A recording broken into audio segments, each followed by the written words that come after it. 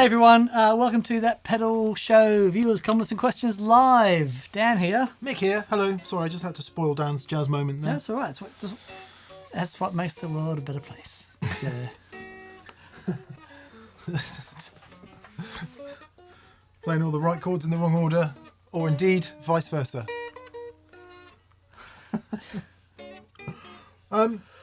Welcome one and all on this Monday, the 14th of March 2022.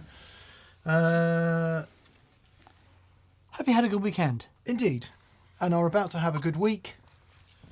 Let's see who we've got on then. For those of you who are new, we do this every Monday, or as many Mondays as we can muster. And we take questions in the super chat, which you can do. And we also dip into the main comments a bit here and there as well.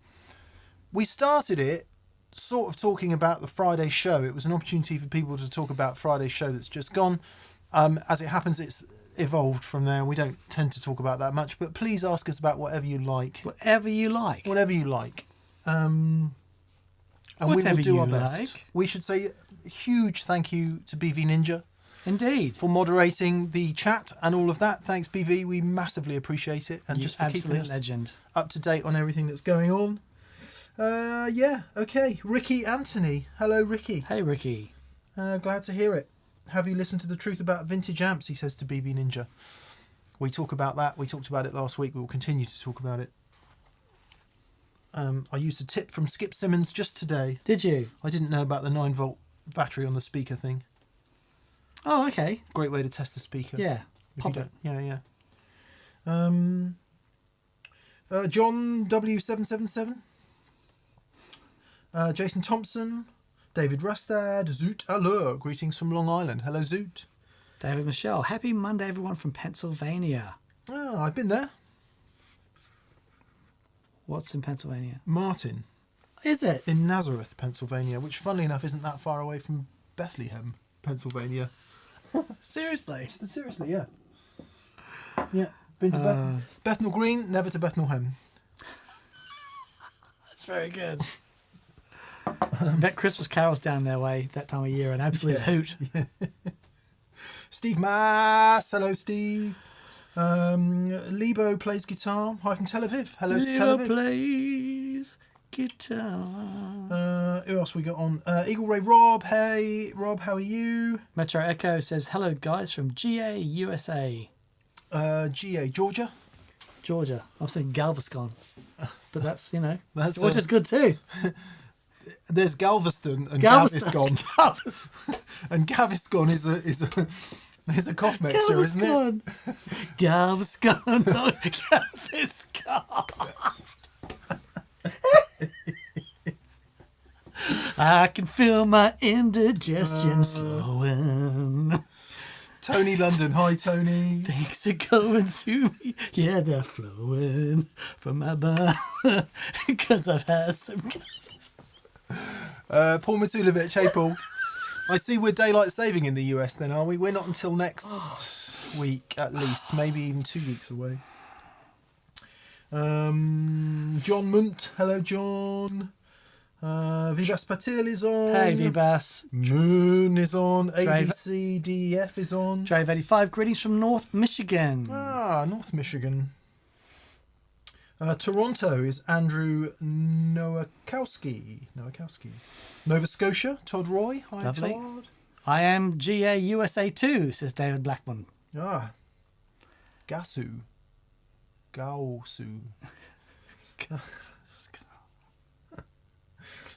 E. Miller. I guess that's Evan. Oh, that's maybe. funny. Hello. And Hazruido from Madrid. Dave Johnson, sunny days to you all from Nova Scotia. Lovely. Nova Scotia. Nova Scotia. B.A. Weevil. Howdy from Cowtown, Oklahoma City. Oklahoma. Jim Copeland says, hey Mick, I'm thinking of getting a Stratocaster. I like a small headstock, medium jumbo frets, and definitely a tone control on the bridge. I have a Baja Telly and a DGT. What would you suggest looking at? Jim, go ye with great speed to the Vintera series, I would say. Very good. Although I don't know what frets they have on them. Probably not really tiny ones. I wouldn't have thought. No, they're Yeah. appropriate. And if you want to keep the price sensible, look at a Squire Classic Vibe 60s Strat, something like that. Catherine's coming in. There's obviously a problem. Is there a problem, Bebbers? Ah, you're bringing me the pieces of paper. Yes. Thanks. 2 things. Great. Great. Thank you. Thank you. Everyone say thanks to Catherine for such an awesome job of Thank you, Catherine. making it work. Right, we do have an announcement.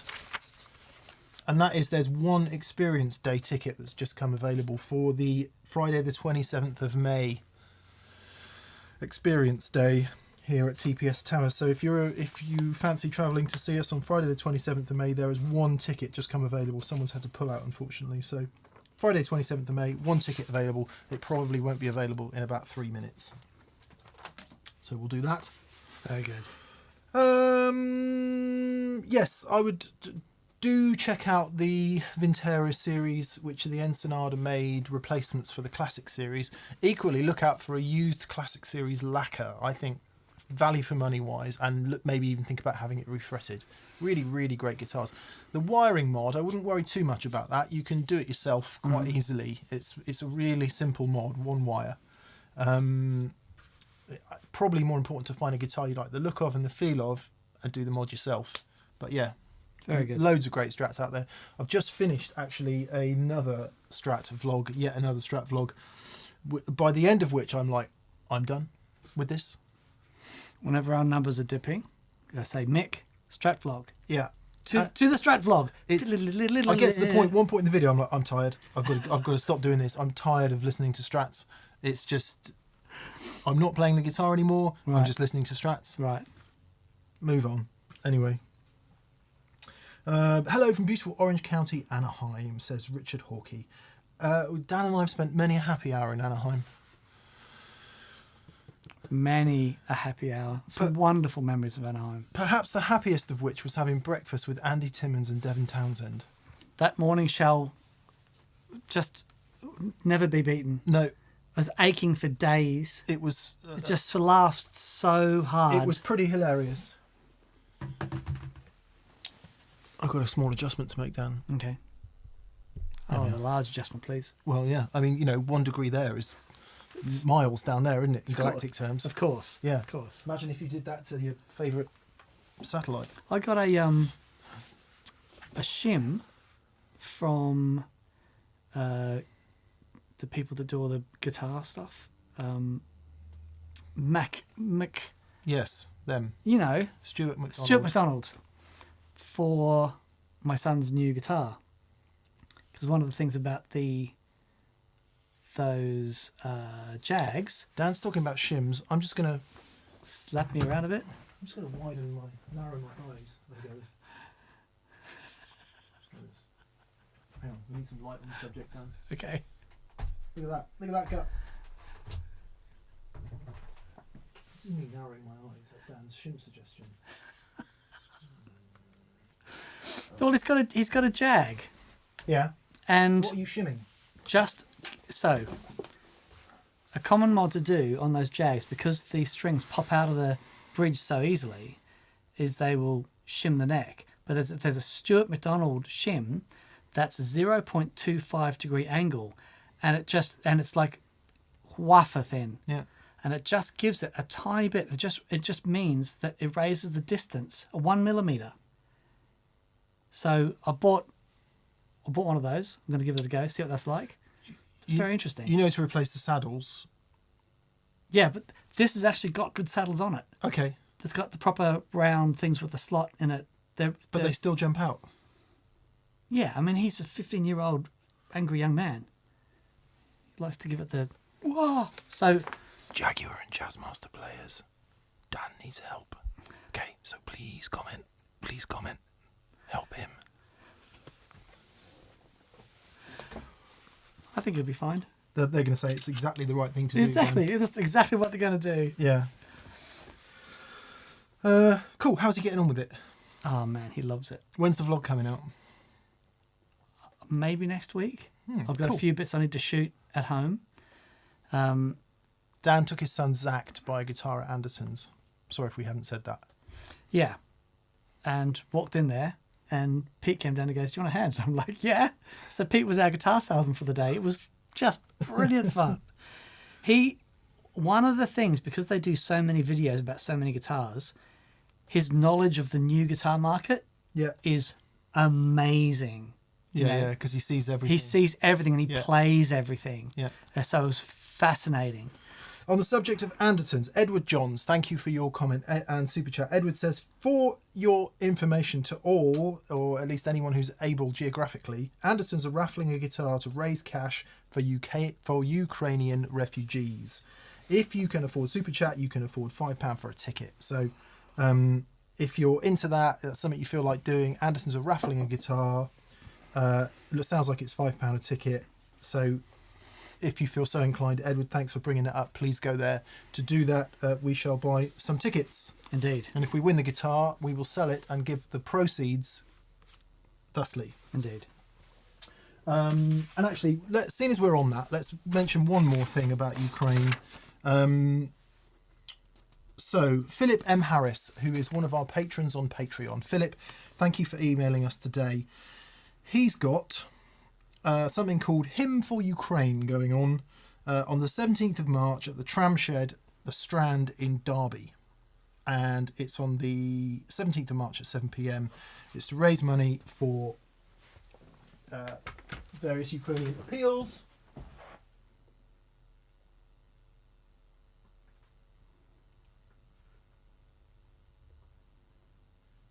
Very good.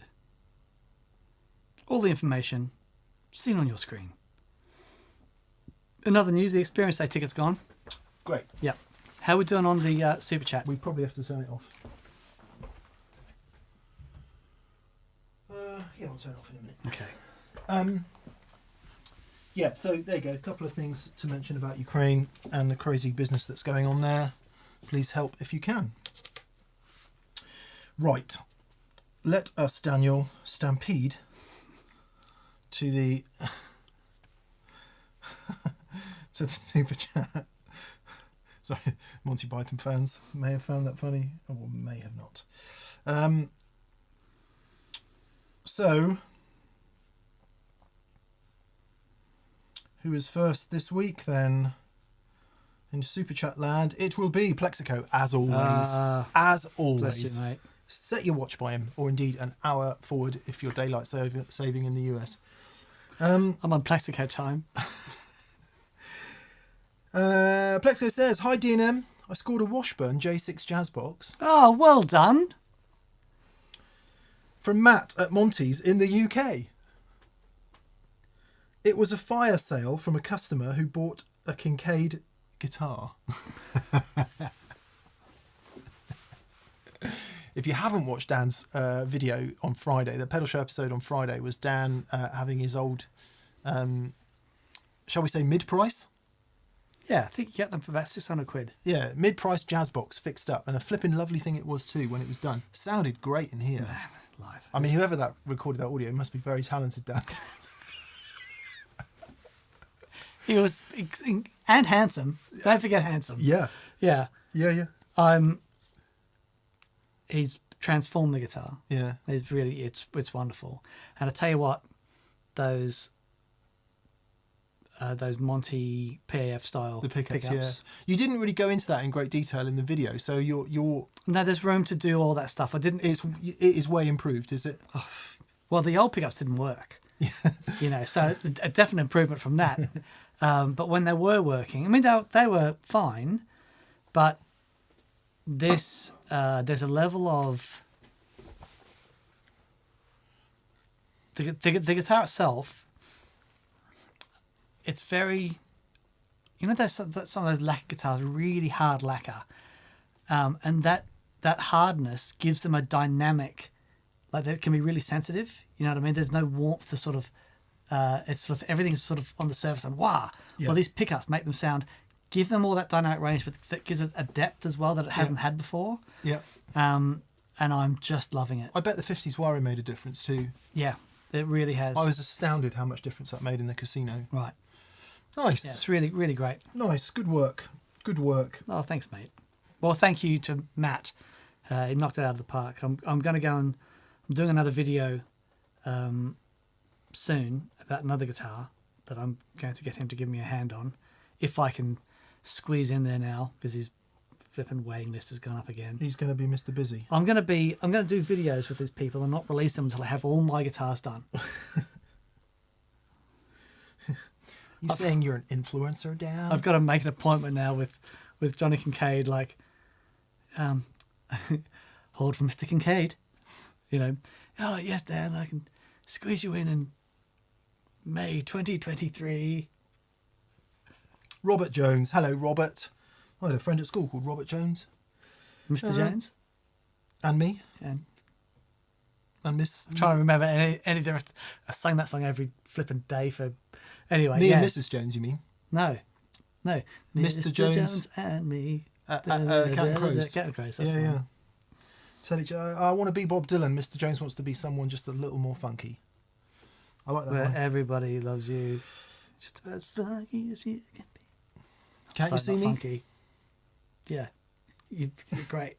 I bought an ODR1 at the weekend, says Robert Jones. Nice. What an investment. I've rejigged my board and now I use a Royal Blue as a clean boost. Les Paul into an AC30. Yeah. That'll do. Very nice. Very nice. I Very like nice. the ODR one into that, because it's you don't have that nose, and I think into an AC30. We recorded a Treble Booster show last week.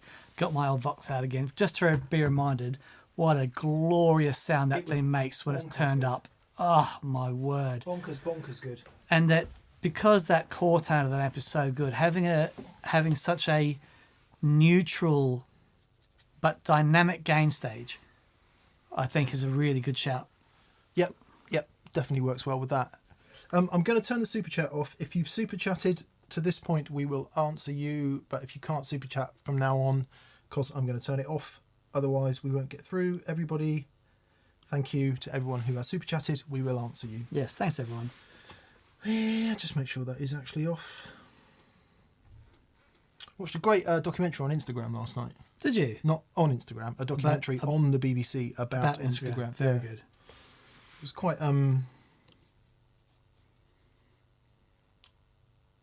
not exactly positive.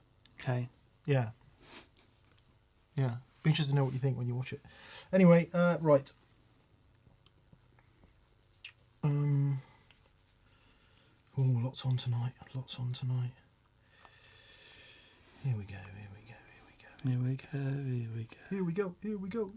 go. Yo, Bobbler 42. Foos fingers, he says. Foos fingers. I have a Boss vocoder and I want to pick your brains. Is it best positioned at the end, like Right at tremolo? the end, like in the bin. And if I wanted to bankrupt myself by sending samples from films into it, what gear would I need? So we did a show years ago in the old studio on vocoders and that sort of thing, and we had the Boss one there. And it's a weird thing. It can sound, I'm sure it can sound great. But we did a version of Norwegian Wood. God, so we did. And it was just wet your pants funny. Yeah, I think we even did You Got a Friend, didn't we, by James Taylor, maybe? I don't know. Yeah. I don't know if that made it into the final one. But, so, where to put it in your chain? That's a really good question. You can put that thing anywhere. So basically, it's not triggered by the guitar, the signal from the guitar going into it. It's triggered by the microphone. So as you play, you sing into a microphone, and the sounds of the vowels in the microphone and the sort of open up the format gates, as it were, in the pedal. I would put it... Now there is a concept album. The Four-Man Gates. I stand at the format gates of hell. So in that sense, you can literally put it anywhere you like. I would probably try putting it after the gain stages, before time-based effects. Or, so you got, all right, like tremolo, you you can either have that sound delayed, or you can take the whole sound, put it right at the end, and have that effect, have that vocoder effect go over everything. Doesn't matter. Just try it in a bunch of places. And just see where you like it. It's not like an envelope filter where you want it right at the start of your chain, and it's all about the dynamics of the guitar going into it. Right? That's interesting. It's you can literally put it anywhere, because it's not about the signal from the guitar. It's about it's triggering your vocal, triggering the gates in it. But I guess the more complex signal it's seeing that is vocoded, the harder job it's going to have. So presumably it vocodes better off a more simple. Well, no, because it's not. You could put mixed tracks into it. It doesn't really matter. All that matters is if I go E, it's gonna shut out all of the frequencies except for that E. Yeah. In which case, then, if you're talking about putting film soundtracks into it and stuff like that, the thing you're going to be up against is the frequency spectrum of your guitar amp, if that's what you're going into. Because if you're going to hear something like a bit of film speech or, something like that, you're going to want a fuller frequency presentation for that. So that would be better coming out of a full range PA, I would have thought. Not necessarily better. You'll hear it more fully. Whereas if it's coming out of a guitar speaker, obviously you lop off a huge amount of the high end and massive accentuation in the mid range. So the frequency. Exactly. So it's just filters. It's just doing those filters. Which so could actually be really cool. Yeah, could actually be really cool. Yeah. Awesome. Nice. That sounds exciting. Great question to kick things off, mate. Well done. De Brute Drop. De Brute Drop. Yeah. What is that? No idea. Right. Thanks for all the inspiration, guys. Drop. You've really helped me find great tone. I've just got a Dunlop FFM1 fuzz and a reissue DMM Deluxe Memory Man. Been having a blast with different delay settings and riding my guitar's volume control. Lovely. Nice. I mean, there's not much you can't do with... Well, actually, there's a lot. What I meant to say was a fuzz and a delay is a wonderful thing, isn't it? Yeah. Oh, it's just like... Careers are made on sounds. All there. Yep. All off the volume knob. Nice. Thank you for your generosity as well. Yeah, thanks, mate. Ran's there. Ran is on. He says, distal motility limbs terminations. Distal motility limbs terminations. I guess distal motility limbs are legs, are they? The ends of which... motility. Motility. As I guess give you... As in not mobility, but motility. Yeah. That's interesting. Terminations. Ends. Leg ends. Leg ends. Have you seen the latest videos from Sir Simon of Kingsley? That's playing those tones. Yep. Methinks we darling need a show with Master Jarrett and his latest creations. Well, funnily enough, he emailed us this week. He did. To let us know he's got new stuff coming out and he's coming over. I shared that video on the Book of Face, and because I hear him play, and it's like, you know what? If I could snap my fingers and sound like and play like anyone in the world, it'd be him. I just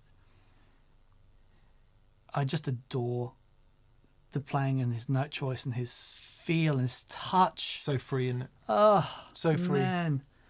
He's truly wonderful, and he's so humble with it as well. I'd like to see him in full flow. Yeah. I'd love to see him at a gig. Yeah, that'd be wonderful. Because one of the great things about Simon is he's extremely humble, and when he's in here, he tends to be pretty humble. We're going, how? Yeah. I'd like to see him when he's not being humble and when he's flowing. Doing his thing. Fully flowing. Yeah. That would be really awesome. Yeah, it's wonderful. But yeah, nice shout out for Simon. For those of you who don't know, KingsleyAmplifiers.com. Simon Jarrett is the dude's name, and he makes just the most spectacular pedals and amps. So he's made a fuzz. Nice. Called the Eunuch. Ah. Right? It's got no knobs on it. Nice. Right? So it's all done from here. Yeah. There's no controls on it at all. No knob, Eunuch. No knob, Eunuch. So clever. Yeah, that's quite funny. Dan Herbert, we've got two questions on the same subject, so if you will forgive me, Dan and Jeffrey will read them out together. No, I'm talking out of my butthole. It's not that at all. Dan Herbert, hi from Ann Arbor. Dan says, great show on Friday. I'm thinking about mood and playing. I hate walking away from the guitar frustrated and disappointed. What do you do when you have a bad playing session? Oh, that is a great question. Great question. I get up every morning and play for half an hour. And I try to do something new every day, but I also I start and finish just by having a bit of fun. And so what's really interesting, right? When you got to a level of proficiency on guitar and you can express something, right? You can say something through your playing. It's a magic place to be. What's really hard then is to go from that place to say, okay, I'm going to learn something new. And to learn something new, I'm going to have to take a step back. I have to take a step back from my proficiency and go into something that I'm not familiar with and then get familiar with that. And whenever you do that, it's always like, it's almost like starting again in that area that you're not, great with. And I think a part of that frustration is because you know how good you can sound when you're doing that thing that you're really good at, but when you're trying something new and you're branching out, you've got to go back into that headspace where you're trying to think, okay, are these the right notes, are these the right intervals and stuff, and you spend so much time thinking about it that the flow goes, and until it becomes really familiar, and those sorts of things, you do get frustrated, and I totally understand that. But you just have to remember that is part of that journey, because until you go through that and you become familiar and it becomes a reflex, it does feel awkward and you do feel frustrated. I've got a great analogy, right? With this guy that I train with at jiu-jitsu, really fantastic grappler, and I remember he was doing spider guard, and it's this position where you're holding onto people's arms and you're trying not to let them pass. And we'd started training at the same time, and he was a bit younger and fitter and stuff. And I remember while he was first doing spider guard, I was passing his guard really, really easily. And I thought, I'm doing awesome. And he, instead of going, this doesn't work for me, instead of letting him be controlled by his ego, he stuck with getting into that position for the next 6 months. Got to a point where no one could pass his spider guard. Yeah, right. You know what I mean? So it is just being aware. While I'm doing something new, it's going to be a bit uncomfortable. Yeah. But that's part of the process. Yeah. That's it, isn't it? The disappointment is a bit of psychological time. That's the gap between your expectation and where you are. And one of the things you can do in every aspect of your life, not just playing a guitar, is understand that psychological time is of no use to you whatsoever. The only thing that's any use to you is going, in order to get there, this is what I'm going to do. And I know it's going to be one step at a time, and I know it's going to take time. So if you're not there, you just go, I'm not there yet. Yeah. So tomorrow I come back. Yeah. One step at a time. Yeah. And actually, what's brilliant about that is, it's fantastic when you get to the top of the mountain. It looks nice, doesn't it? But when you get there, you're like, what now then? Yeah. The going up the mountain is the exciting bit and is the fun part, and you've just got to see it like that. And if you find yourself down on it, and I speak as someone who has regularly been down on it, but I've done a lot of work on not being down on things, you've just got to see that. You've got to see that the time that you spend being annoyed with not being able to do something is literally a total waste of your time and energy. And if you can just step back and look at yourself and go, why are you wasting this time feeling bad? It's literally a waste of time and energy. Yeah. Just let's come back to tomorrow. We start again. Perfect. And that's, once you can start to do that in a few things in your life, you'll start doing it in all of the things in your life, and you'll notice your life get exponentially better. Yeah. It's actually a very deep question. There's a lot to it. Yeah. Great question, Dan. Hope that helps. Yep. Awesome. Now then, I wanted to mention Phil Hood is who I wanted to mention. Phil, thanks for asking this question. And Jeffrey Raddick has asked it as well. Jeffrey, are your hearts breaking? that tubes and valves will be in short supply? Or do you think it's overblown? Some are saying it's the death knell of tube amps. I watched Rhett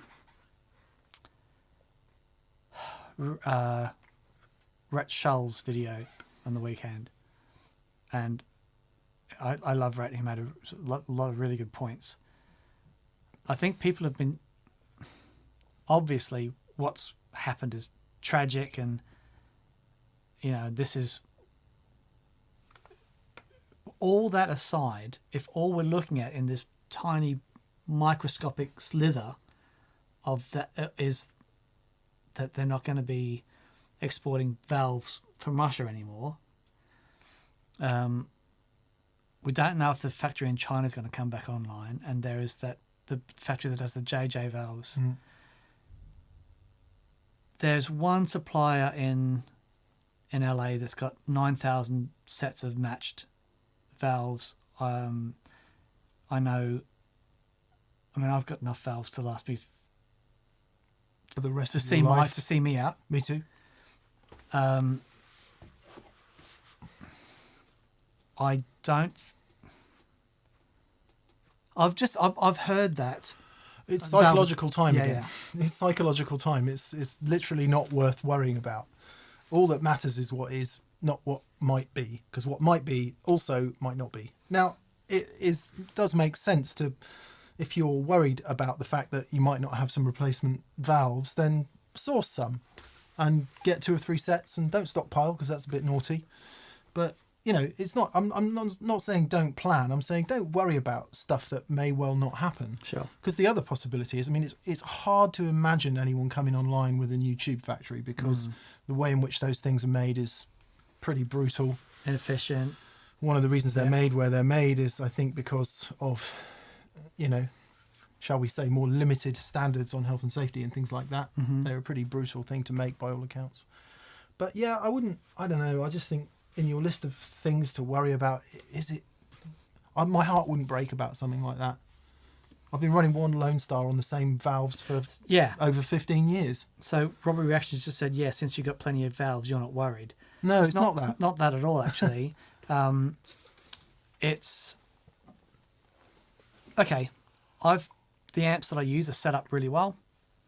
For example, my vintage, my old Vox. Yeah, I'd be more worried about EL84s because you need more of them. You do, but if even like with that amp being like old vintage amplifiers, like I've talked before about the cathode bias resistor on old Voxes, and they're meant for the old 60s Mullard valves that can run hotter. But if the valves you've got are JJs, then you need to change that bias resistor. Yeah. So it's just making sure that the amps are set up to run happy. And if the amps are running happy, then Dave Gregory still has his original set of EL84s in his DC30 that he bought in 94. No way. Yep. No way. And he uses it all the time. EL84s. Of course, hand in hand with a shortage of tube supply, if indeed there is one, or there is going to be one, is the fact that so many more people aren't playing valve amps loud anymore. So it could be that of the tubes that are left, there are more to go round. Right. I mean, I'm not saying that is the case. I'm saying it is a possibility. Heaven knows, far fewer guitar players are playing loud tube amps on stage anymore. So it might be that, you just won't go through them as quickly anyway. Yeah, I don't know. I mean, I guess the growth in consumer valve amp ownership is massive. Massive. So compared to who was cranking valve amps in 1968 compared to who's cranking valve amps now may be different, but yeah. Don't know. Yeah, don't know. Yeah, all I would say is if you love using your tube amps as we do, just make sure they're biased correctly, and they will last you a really good deal of time. Yeah. Yeah. It is what it is. Yeah. It just is what it is. Indeed. And we get on with it. Greetings from Hopewell, New Jersey, says Whit Anderson. I'm loving my 64 SG, which Whit told us about last week. Amazing. Sorry, Mick, he says. Please don't be sorry about owning a great guitar. Is that the Pell and Blue one? Yeah, how could you be? You mustn't be sorry about that. That's just a wonderful thing. It's my first time with custom buckers, very different to my other Gibsons, hints of hot single coil tones. Oh, wow. Is it the same with that gold top?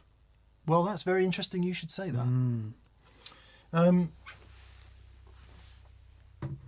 This gold top, I guess you mean. Yes, he means that one. Have you seen my gold top, Dan?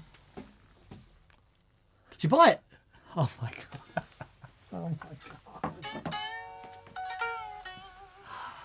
No way. This gold top is now mine. Oh, mate, congratulations. That's a big deal. The previous owner was a guy called Neville Martin, who's a really good friend of mine. I've known Nev for 25 years. And he's lent me this guitar for the last, oh God, how long it is now? A while. And how awesome, mate. We'd spoken loosely about potentially him selling it, me buying it. And as it turned out, I had a motorcycle that I sold. So I had a bit of money left over from the bike. And I said to Nev, right, we're in that rare opportunity where I've got some money and I've probably got enough money to buy that guitar. So we talked and we did the deal. It's cool, isn't it? Flipping amazing. Anyway, the custom buckers, I totally agree with. It was Whit, wasn't it? Yes. I totally agree. One of the things that drew me to this guitar was I plugged it in. I could play it in tune, which isn't true of all 24 3/4 guitars. I guess it's just the nuts cut really well and it's set up great. Every time I play that guitar, I've got to pick up this one and play it. Just see, now that sounds sad now compared to this. But they do sound really lovely and light, these pickups. You know, they bark like a good Lester should, but they're not that really thick mid-range thing, which some people love in their Les Pauls and I just can't deal with. And I totally agree with you with the hot single coil. In certain sounds, it can sound like a Telly. And I guarantee on certain recordings, you wouldn't tell them apart. Anyway, so it's my birthday tomorrow. It is Mick's birthday tomorrow. And that was present number one. Honestly, because I sold my motorbike, I don't have loads of cash floating around. I decided all the money I lost on my motorbike, I was going to put the remainder into this. Oh, well done, mate. And maybe some descendant of mine will be able to benefit from it in years to come. Do you want to adopt Zach? The second thing I bought myself for my birthday is way more exciting. I've got my phone. Where's my phone? Where's my phone? Oh, there it is. Second thing I bought for my birthday, I'll show the people, Dan. I've already told Dan what it is. I haven't. I have. You might have told me what it is, but you didn't tell me you bought it for your birthday. Ah, that thing. Okay. That was your present. It's a water butt. Middle-aged goals, a water butt. First water butt I've ever owned. How cool is that? It's amazing for the 2 weeks of in England when it doesn't rain. No. We've got ericaceous plants, and they really hate tap water. Plus, of course, it's really great to be able to use rainwater. Ericaceous plants don't like tap water. Yeah, because ericaceous plants are acid-loving, and the water that comes through the mains has obviously got loads of added lime scale and calcium and all that sort of stuff. So it's got a different pH and it's yeah. Oh, that's really interesting. I had no idea. Yeah. All right, but if it hits your falls out the sky, hits your roof, goes past all the muck on the roof and all the sludge and everything in the gutters and goes down. Your plants prefer that. Yeah. Wow. Okay. Nature, man. Nature. Yeah. Very good. Anyway, thanks, Whit, for offering me the opportunity to tell the story of the gold top and indeed my water butt. Jeff, Engelbert, this is a lemon burst. Mix is a gold top. Correct. Yep. We've got 1,000 people watching us at the moment. Oh, sorry about that. Michael McFall says, happy birthday. Yeah, everyone's wishing you a happy birthday. It's really lovely. Yeah. Actually, lots of people are talking about the tubes thing. Robert Reaction says, please talk about Russians' ban on tubes export for the year. Was written about by Mike Matthews. Yeah, obviously, I mean, I hope we haven't made too much light of the situation. It just is what it is, isn't it? It just is what it is. Yeah. And if you can't change the situation, it's literally pointless worrying about it, unless you're going to physically do something about it. Yeah.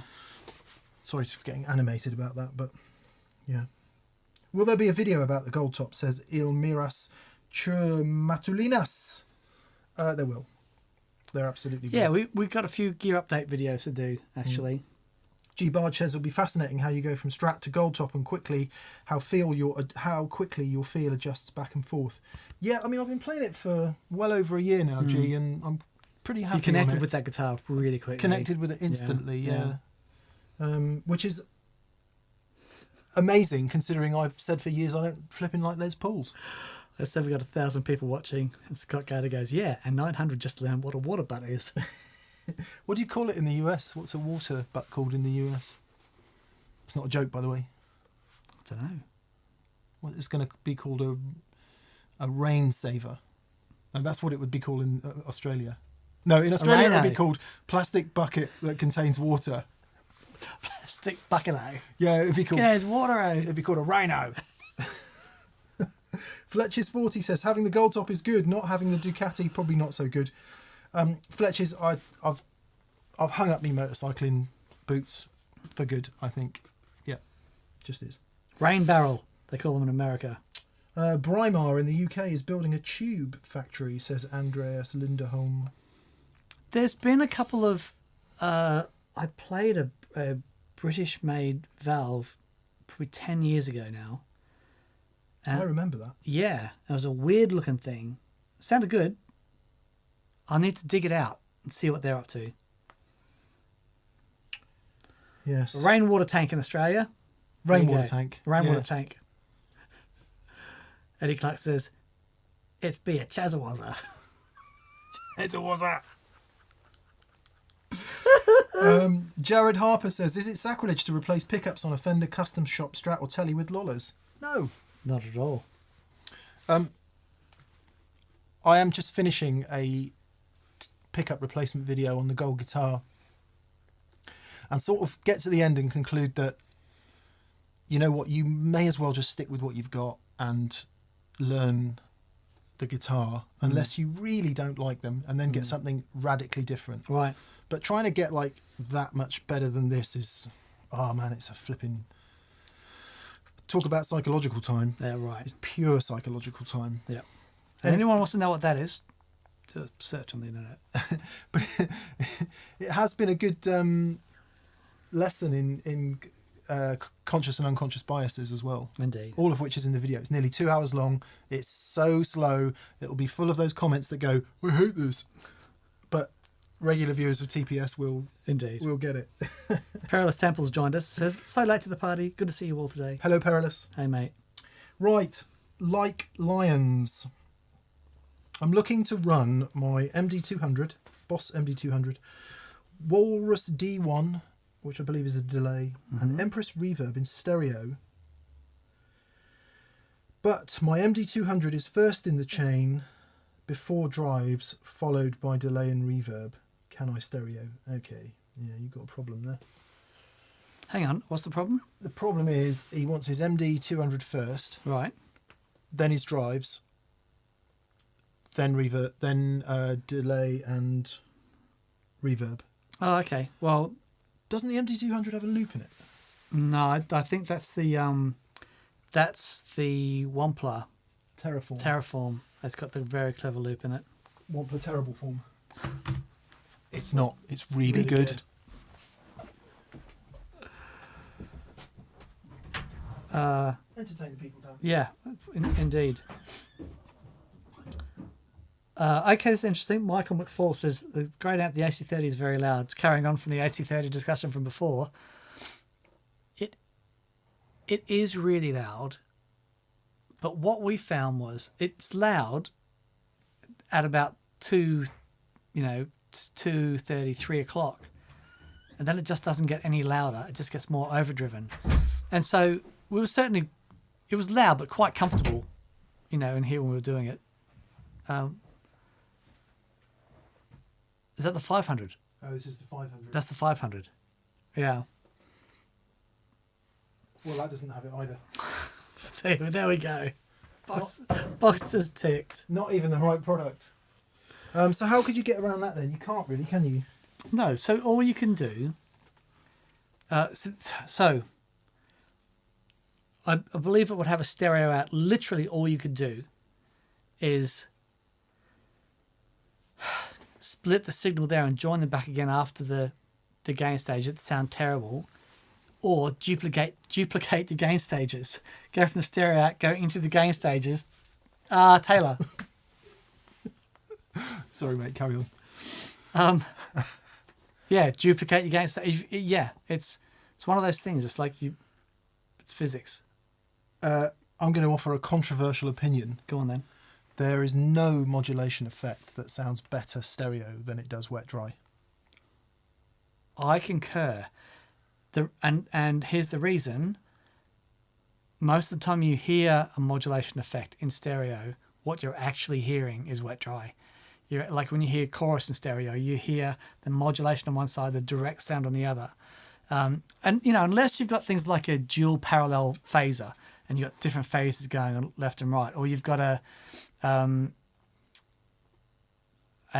rotating speaker that gives you different things. And so unfortunately, it doesn't help you.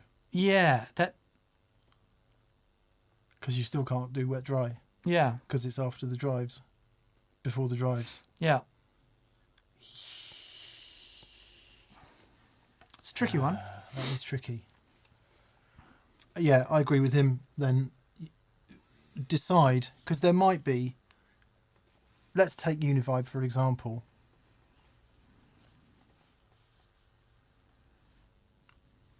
In my opinion, better with fuzz before and overdrive after. Mm. So it might be that whatever's in your drive section, you might be able to split it either side of the MD200, which still isn't going to help you with stereo. No. So what do you need? You need a Boss OD200 then. Does that do stereo? What, the overdrive pedal? Yeah. It might have a dual out, but that's still not going to help. Yeah. We're stuck. Yeah, so the problem is, if you want your modulations to go before your drives, but you want the whole thing in stereo, you would literally have to duplicate your drive section.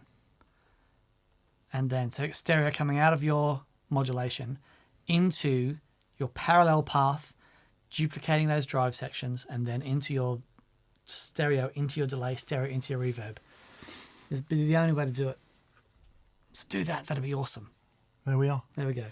Matt Lloyd. Hello, Matt. Hey, mate. Matt says, hey, guys, have you ever played a black panel Bassman? If so, what are your thoughts on that versus the Tweed version? Also, I notice you have one with two 12s. My Tweed has 4 10s. Why would you choose one over the other? Love you guys. Thanks. We love you too, Matt. Thanks for being here. Thank you, buddy. Right, black panel Bassman. Fender Bassman, most important guitar amp of all time, arguably. Comes along in late 50s. By 1959, enters its seminal form that we know. Tweed thing, looks like that. 4 10-inch speakers, bass amp. The one that Jim Marshall then looked at closely, and out comes the Marshall amp. So it's an extremely important, pivotal point in guitar amp history. However, had been the genesis, evolution of Tweed amps. Yep. What then happens? Fender then moves from Tweed circuits, or the Tweed looking amps, through brown ones, cream ones, into black ones as far as the Tolex goes. And alongside those cosmetic changes also came a bunch of circuit changes. And while this is a great generalization, Tweeds, overdrive earlier, more urgent mids, less negative feedback, so kind of really urgent feeling. By the time you get to the mid-60s black panel amps, You've got lots of negative feedback. You've got higher power. You've got greater efficiency, lower overdrive capabilities. Very different feeling. So all the amps went through that change, and the Bassman is no exception. Some of those mid-60s black panel Bassman amps are... Do you remember the one I played at Analog Man? Just amazing. Glorious thing. Yeah. And in my weekly trawls around Reverb, I always do a search for one. Yeah. Well, I mean, I've played loads of the heads. Those black They all panel heads. pretty much always are heads, Yeah. And yeah, they are just phenomenal. Just things. a great thing. Yeah, just really a great wonderful. thing. So yeah, we like them. They're different in the way that, you know, if you think about a Tweed Deluxe and a Deluxe Reverb, they're really, really different amps. So it's not like one's better or worse or anything like that. They just feel and react differently, and the tone is a bit different. Yep. This is coming up in a video, well, in a couple of videos, and it is astonishing. Yeah, Like- we'll do a deeper dive on it probably. This was a limited run in the early 2000s of Bassman amps they did in a 212 format. Apparently the cabinet's ever so slightly bigger than a 410 Bassman. Oh, is it? To enable the 212s. That's so interesting. I thought. And it okay. wasn't a conscious choice, Matt. 410 Bassman is like... It's a classic. Unreal. It just happened to come up and they're really rare, and it was a really good price, so I went for it. And we've got the 410 Super. Yeah. You know, but this And I, sounds unreal. purely personally, I've always preferred 12s. I've played 12s ever since I was a kid, and I've always played 212s. And there's just something about the sound of 212s that resonates with me. So, yeah, you get to hear that in all its glory soon. We plugged it in the day it arrived, cranked it. It was like, oh my God, it really does sound fantastic. Unreal. Yeah. Unreal. Yeah, yeah. Me and Dan are really late to the Fender Tweed amp game, so... Or at least it's been a long time since either of us has owned one, is probably a better way to put it. Yeah. Anyway, enjoy that Bassman, Matt. I hope you've done this. I hope you've been able to crank it, because it's a fundamentally different beast around at 7 or 8, you know. Unreal. Mark Brown. Hello, Mark Brown. Mark has a trio of questions. Mark, thank you for your generosity and for your questions, and for doing it in this way. He says, hi, D&M. I'm new to the guitar scene. 42 years young. So firstly, thanks heaps for the channel. It's really energising and keeping me entertained. I'm planning my first board and I had a few questions. The order is, eventually, wah, tuner, hypergravity mini. What's that? Hypergravity is... Compressor? Might be. Yeah. It's the TC compressor, It is isn't a compressor, Yeah. So we're going wah, tuner, compressor, Bluesman, which I guess is an overdrive, TS Mini, Ultra Drive Mark II, Soul Food, Afterglow. Hang on, Soul Food is the end of our overdrives. Afterglow, what's an Afterglow?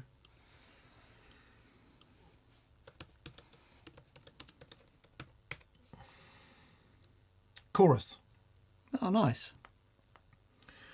Small Stone, Yep. another chorus. Yep. Little Big Muff, Anna Echo, and a Ditto Looper. That's a lot of pedals. Yep. Nice. Well done. You're at the right place. So, the actual question is the order, generally speaking, correct? What changes, if any, would you make to this to give a better all-round sound? So, we've done some pretty in-depth videos on this. Because you've got so many pedals on there, it's certainly worth taking an hour and going watching one of those, just to get you... The most important thing to understand is gain staging when you're talking about the sequencing of your pedals, because it's not... You can tell us, these are the pedals that I've got, what order would you put them in? The question that we'd need to ask you is, how are you using those pedals? Yeah. How much gain do you have in your tube screamer? Are you using it as a drive pedal? Are you using it as a boost? You know, we'd have to go through all those and understand the function that you want those to have. So when you have gone through the pedals and you've found the sounds that you want, go through them individually, work out, okay, I really like that sound. that sound has got more gain or less gain than the Tube Screamer. The Tube Screamer's got, a bit more gain than, blah, blah. Work out the range of gains that you want to use, and then it'll give you an idea of how to gain stage. Yeah. And then from there, you can then work out, okay, this chorus I want in the front, this chorus I want after. Compressor I want either right at the end, right at the front, which is a good place to start. It might be that you have it just after your lowest gain stage. Yeah. There's a lot to it, and it does make a fundamental difference. So all I would say is if you go back and watch one of the in-depth videos on gain staging and pedal order, Couple of changes I would make immediately, Mark. I'd put the big muff after the wah first. So wah, fuzz, and just try them the other way around because you might prefer one or the other. But get that fuzz in front of the overdrives, so stick that further up the front. Secondly, the small stone is a phaser, not a chorus. Sorry, my mistake. Do you prefer your phaser before or after overdrive, Dan? I prefer it before. Okay, try. So stick your chorus after your overdrive. Try your phaser before the overdrives for a different kind of sound. It sort of, what does it do? It without being too reductive, it lessens the phasing effect. It makes the sweep of the phaser not quite so obvious. Yeah. So try that. Thirdly, on your gain stages, when you've got so many overdrive pedals, you can really get into a wood for the trees situation. So I would be looking at breaking that down a bit. I'd be looking at chunking it. So which two are you going to be stacking? Which three are you going to be stacking? Yeah. And just play with those for a little while, just deciding which way around you like it and what you're trying to achieve. Because if you're looking at 4 or 5 overdrive pedals,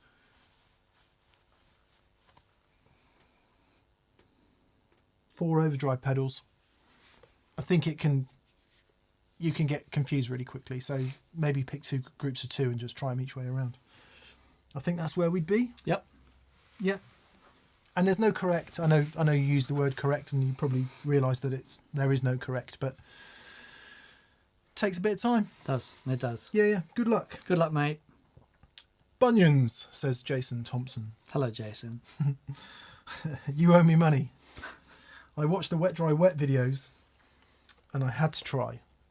Lol. I can't unhear it. Yeah. The battle of the 15-watt tweaker, Blues Junior for wet, AC 15 for dry. I owe you guy a ton of cash for all the knowledge. That's awesome, mate. Yeah. Nice. Once you've heard it, it's really hard to go back. Yeah, it's mad. David Rustad. Ever been somewhere with small sandwiches and nobody understands why you need large bread? You guys make me feel like a preserved moose. Cheers. Jazz Odyssey. Thanks, David. No question, says Eagle Ray Rob. Rob, as always, and for everyone, thank you for your generosity. Yeah, Rob thanks, says, no question, just wanted to say hello and thanks for everything you do for all of us tone chasers. Peace, love, and big hugs to you two leg ends and the rest of the TPS crew. Cheers, mate. We will take Rob's big love and we will extend it to everyone. Thanks for being here. Indeed. It's a big deal. Jonathan Gardner. One for you, Dan, I think. Can you recommend a pedal to replace my hotcake? It sounds harsh with my deluxe reverb. The hotcake sounds harsh with the deluxe reverb. Okay. I notice most people use a Vox or a Marshall with it. I'm looking for something with a similar vibe, but pairs well with a Fender. I think I know what one of the issues might be. Okay. That's really interesting. Crowther Audio hotcake for anyone not in the game. Okay. Couple of things to look at. The Timmy is it pairs wonderfully with clean Headroom Fender amps. I'm surprised. Maybe I'm not. It depends on your core tone that you're getting from your Fender. If you're the AC30. Such an interesting frequency spectrum in that amplifier. It's basically, it doesn't have a real extended bottom end, loads of mids and top, And when Paul Crowther designed the hotcake, he designed it with the AC30 in mind. But I have heard them used with loads of certainly bright Tweedies type amplifiers and lower powered black panel amplifiers, and it sounds amazing. But for example, if you've got loads of bottom end and you've got the bright switch turned off, for example, because you want a warmer, clean sound, then I can see how the hotcake might not do it for you. But yeah, I think the team is a good shout. I think one of the one of the great amps, Lightspeed, or even the Southland actually is worth looking at for that. I think that's depending on how much gain you're using in the hotcake. Or an ODR1. Yeah, I'm interested to know how far you've cranked the gain around, because on the hotcake there's definitely a point where it's like la la la la la, hello. Yeah. And it could be that the amp's just not overdriving enough. Sure. So it's an interface with it. Yeah. Cool. Check out Mato Nanji, says Steve Mass, a Native American player who channels Stevie Ray and Jimmy. Great licks and vibrato and tone. Played on the Experience Hendrix tours. Cool. Nice. Mato Nanji. You can say Mato.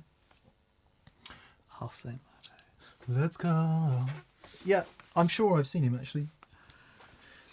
Very cool. Thanks, Steve. James Blessed, no question, just thanks for the entertaining and informative content. Thank you, mate. Thank you, James. Thank you. Matt Lloyd says, happy birthday, Mick. Cheers, Matt. I hope Dan handed me a bottle earlier, which I am hoping contains wine. And if it does, I'm drinking it. You should, yeah. I should get it for you so you can unwrap it. Oh, should we do that? Yeah. I'll get it. All right, mate, thanks. It could be whiskey, of course. Could be.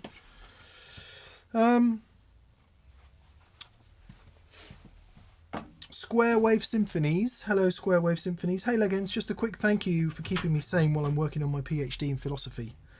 I thoroughly enjoy listening to you guys talking about philosophical topics. You are the best. Cheers from Alex. Alex, I'm a little bit jealous, actually. I did have the... I don't know whether you would call it a pipe dream, the hope of doing a philosophy degree, because I've become more and more interested, actually, as it goes. And I think there's some really interesting work to be done. I'd love to know what field you're doing it in. I think there's some really interesting work to be done in the area of mental health, social media, and all of that, and how that works. It may be more psychology, but I think there's some interesting philosophical points there too. Oh, Dan. You can't read it out. You can show the front because it's really funny. Okay. Cheers, mate. You're very welcome. This is a bit, it's tomorrow.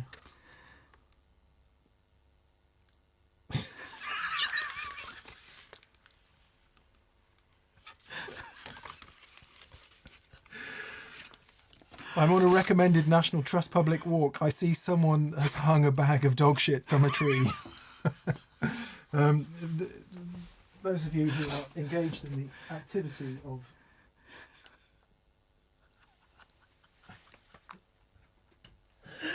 I've seen that though. It's the weirdest thing. Walking dogs. It's the weirdest thing. Walking dogs and having to clear up after them. Please clear up after your dog. Thank you, mate. That's very kind. And I see we have a bottle-shaped thing. Is it alcohol-free wine? It's alcohol-free grapes. No prizes for guessing who wrapped this up, Dan? No, I did it in the car on the way here. Yeah. While I was driving. Let's see then. Ooh, I'm already quite happy. Oh, yeah, are you kidding? Yeah. Oh, bless you, mate. I went to a wine merchant and everything. Lovely Napa Valley Pinot Noir. Yeah. I don't know if we'll get taken off YouTube for showing alcohol.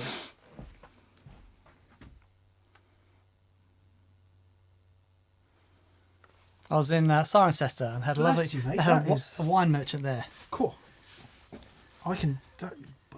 Cheers, mate. You're very welcome. That's very kind of you. You're very welcome. Thank you. Oh, I'm going to enjoy that. We should drink it together, really, but you're not a big fan of red wine, are you? I've become a much bigger fan of red wine since you showed me the aerator trick. Oh yeah, okay. That was amazing. Actually, I got hammered that night at your house on the red after you showed me that. I think it was as much of the experience of pouring the red wine into it and going, whoa, look at this, is amazing. Well, I may have a glass of that this evening. Indeed, Daniel. it's a stiff to it. Yeah, I got a bit of a road trip coming up on Wednesday, so I can't really have a large drink tomorrow night. So maybe tonight. Right. Good 8 says Pinot Palladino. Tinoir.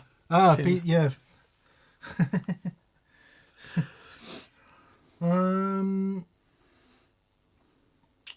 Good. Pinot Cappuccino. Cork sniffers. Very good.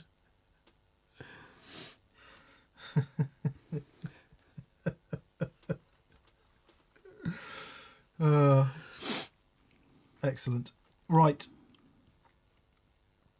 Hi guys, I just picked up a blue guitar, Amp 1, says John Munt. Nice. That I'm going to pair with my AC15 for either a wet dry or a stereo rig. Do I get a humdinger or an AB Baby? What is the advantage of one over the other? The AB Baby is switchable, whereas the humdinger is just always on. There you go. So yeah, if you've got a humdinger, whether you go stereo or wet dry, both amps are always on. As he just said, the AB Baby, it's got a switch on it, so you can have A or B or both. Indeed.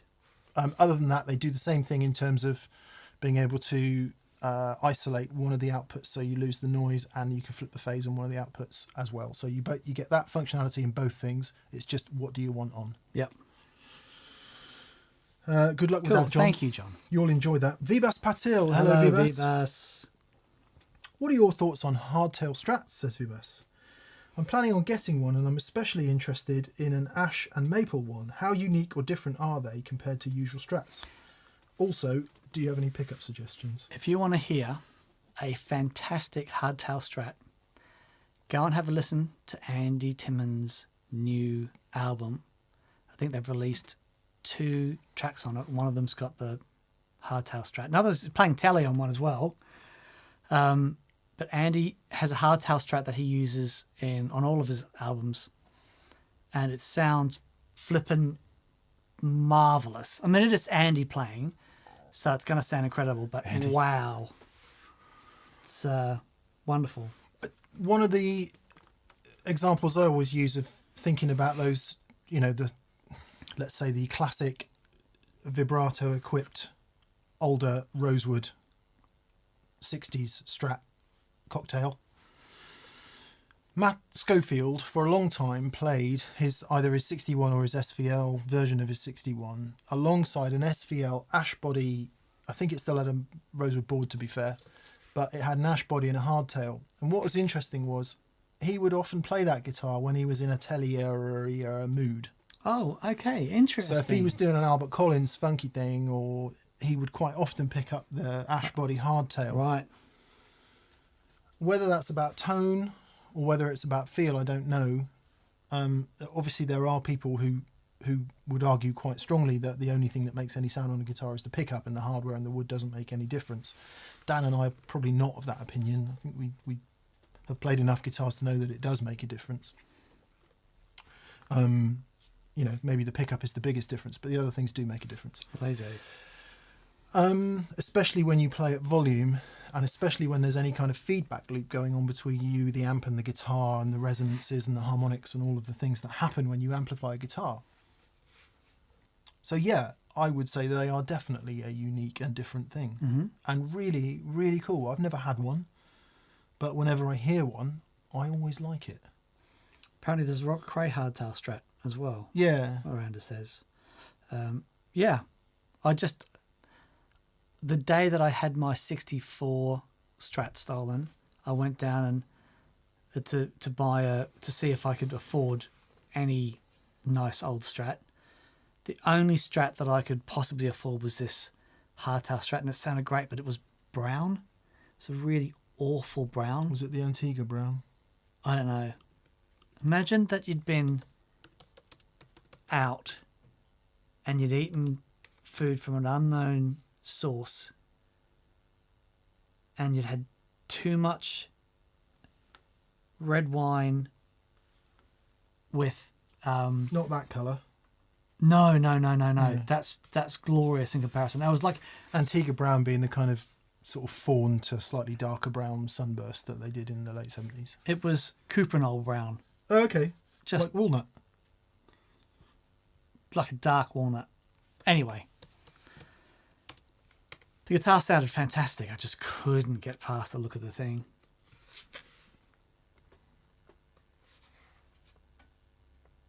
No, Brown? not even that cool. I've just- Lighter, bit lighter. Okay, I've just shown Dan a Squire Classic Vibe 70 Strat HSS in walnut. Yeah. Anyway, Yeah. Yeah. Damis says Mick liked big butts and he cannot lie. You got flagged for inappropriate comment there. I think in the context of the water butt picture, it was entirely indeed. entirely appropriate. Yeah, good luck, Vivas. If you go down that road, and to your last question, which is about pickups, I think Matt in his guitar had one of those Amalfitano sets with the brass plate on the bottom. I think. Oh yeah. So it just steps it into Telly camp a little bit, given that the Telly bridge pickup has got the plate on the bottom. I mean, it's also in that big hunk of metal of the bridge there, which is a big deal. But so it could be that, you know, if you don't want to go full on Telly, but you want the Strat to be a bit Telly-ier, that could be a way to do it. Other than that, I don't know enough about them. Yeah. Don't know enough about them. Good luck. Good luck, mate. Dan Sokolowski, he says, for a long time I hated Tellys, but I decided to build a Telly Putzecaster during the pandemic. It is now my best guitar. There you go. It has full Monty pickups, which are incredible. Thank you for the great content. Excellent. You're so welcome, mate. Good on you. You're so welcome. There's definitely a connection, isn't there, when the fruits of your labour make something. Oh, absolutely. Yeah, like It children, all for comes example. together. You almost have to like them. Yeah. Some days that contractual obligation can get stretched. Yeah, I never met most of mine, so I've got no idea. Oh, this is interesting. He's so flippant about it. I don't have any children. Beats and Warts says, for Dan, do you feel guilty about dramatically increasing the waiting time for a Kincaid guitar? I'm having to wait 7 years for mine now. I'll have to make sure it doesn't retire. I mean, no. I've got to wait 5 years for a guitar he's building me. And I've known Johnny for 20 years. And I just think the guy's a genius. And I just wanted to show him making a guitar. There was no other. What you've got to hope is that all those people that got completely gassed on Dan's video will drop out. And Johnny's wait list will go from 10 years to 5 years to 3 years to something he can manage without wishing to lose Johnny any business, of course. Yeah. Yeah. No, I don't feel guilty. I'm really glad that an artisan of his caliber has the. I mean, he's always been known in circles, but I think that video has perhaps given him a bit wider reach, Yeah. of which he is well and truly deserved. Yeah. You know, he's an artist. He's lived his life making these. I had a things. secret hope that he might be so back-ordered that he would take on an apprentice. That's the hope. I think he secretly hopes that too, but you've got to find someone that says, I'm willing to spend the rest of my life doing this and make no money. Yeah. And spend the next 10 years getting 3%. See how I did this with the chisel? Yeah, right. Yeah. That, Yeah. you know. Marcus Stowe. Hello, Marcus. He says, hey guys, thanks for all that you do. I'm gassing for a Boss Next Tone. I'm interested in using it for its 2-channel capabilities. Any thoughts on cable management for a home rig when using an FX loop? There were all kinds of products designed to easify this whole thing. So if you're using the effects loop, for those of you who don't know, you can do something called the 4-cable method or not indeed, but whatever you do, you've got one lead going from your guitar into the amp, you've got one coming out of the effects loop to your effects pedals, another one going back to the effects pedals, and then another one going into the amp potentially, etc. Actually no, it's one lead too many. You can have 3 or 4 cables, which gets messy. Yeah. Depending on how you do it. One lead guitar to the amp, one lead from the effects end to the pedal, one lead out of the pedal to the effects return. And if you've got a pedal, on the floor, guitar into the pedals into the input. Another cable. So you could be running 4 cables and that gets like Marky Mac. Plus the power stuff. Now there was a product called Pedal Snake years ago. Yeah. That was interesting. I used that for a while. Yeah, which, gets it all together into a nice, like a snake. Yeah. Not a real snake, but a pseudo snake made of pedals. It was basically a bunch cables. of DIN cable connections, and you had. So you can do that. One potential issue of wrapping up signal wires and power wires is I guess you could get a bit of noise. Not generally with DC you don't, because there's no. But what you can do, you can't run AC. You couldn't run your AC power cable down that because then you could get noise.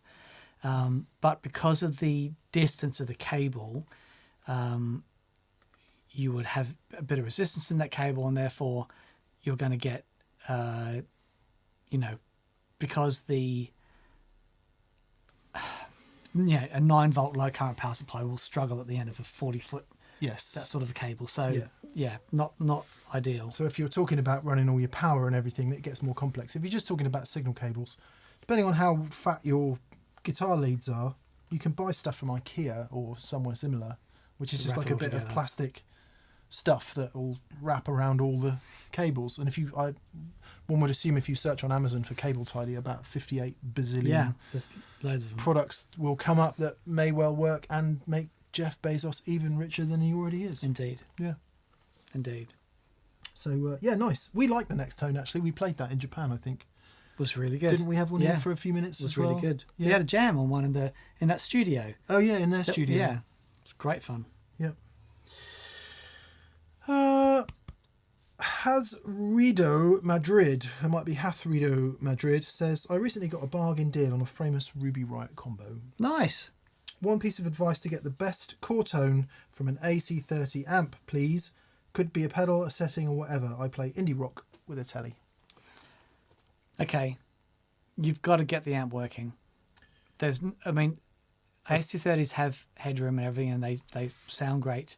It has an immense amount of gain, that amp, as well. Yeah. It's not a typical AC30 type. Right. So you just need to get it on the edge where you dig in, it's just limiting a little bit. And then the world is your tonal oyster.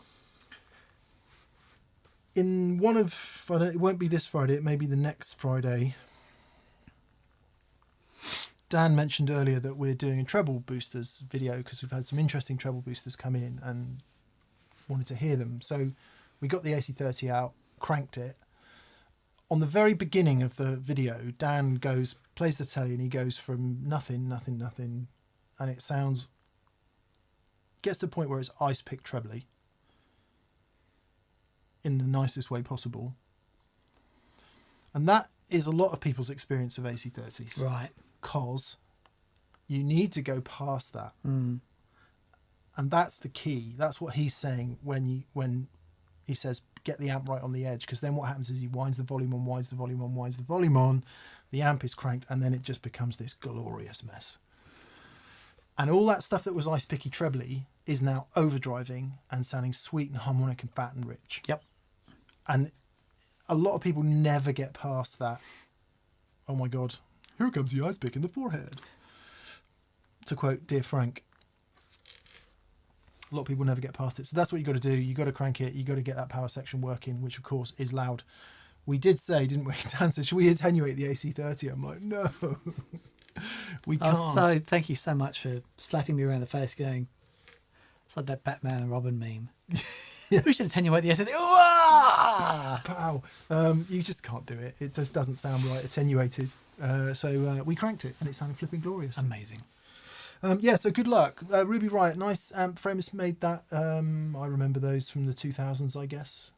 Also has a nice little gain in it if you want that. Indeed. Cool. E Miller, I'm assuming it's Evan, but if it's not, hello E Miller. Hello, I'm building a 2-amp rig. Would it be better to have a cab with different speaker types for each amp, or a cab with the same speakers for each amp, or 2 different cab speakers for 1 amp? It's a okay. Use the speakers that are best paired to the amp in question. Yeah, totally. The amp designer, part of the design of the amp is pairing it with a speaker. What are the cheapest speakers we can get? That's part of it. But if you, what's an example? Okay, my matchless 2x12 cab has got a mismatched pair of speakers, one being an H30 of some description, G12 anniversary. G12 anniversary, and the other one being 25 watt greenback. 25 watt greenback. There we go. And together they just make a glorious, glorious noise. But that combination has been designed for that amplifier, and I'll use that then with my. They have some work done on the speakers as well. They de-dope them and all that stuff, and they belt them in, and they just make glorious, glorious noise together. And I run that with my Lazy J, which has a Celestian Blue.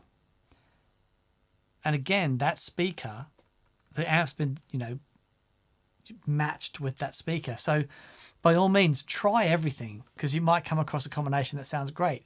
But start from what speakers have been designed to use with that amp. So at least you get what you hear, what the designer wanted the amp to sound like, and go from there.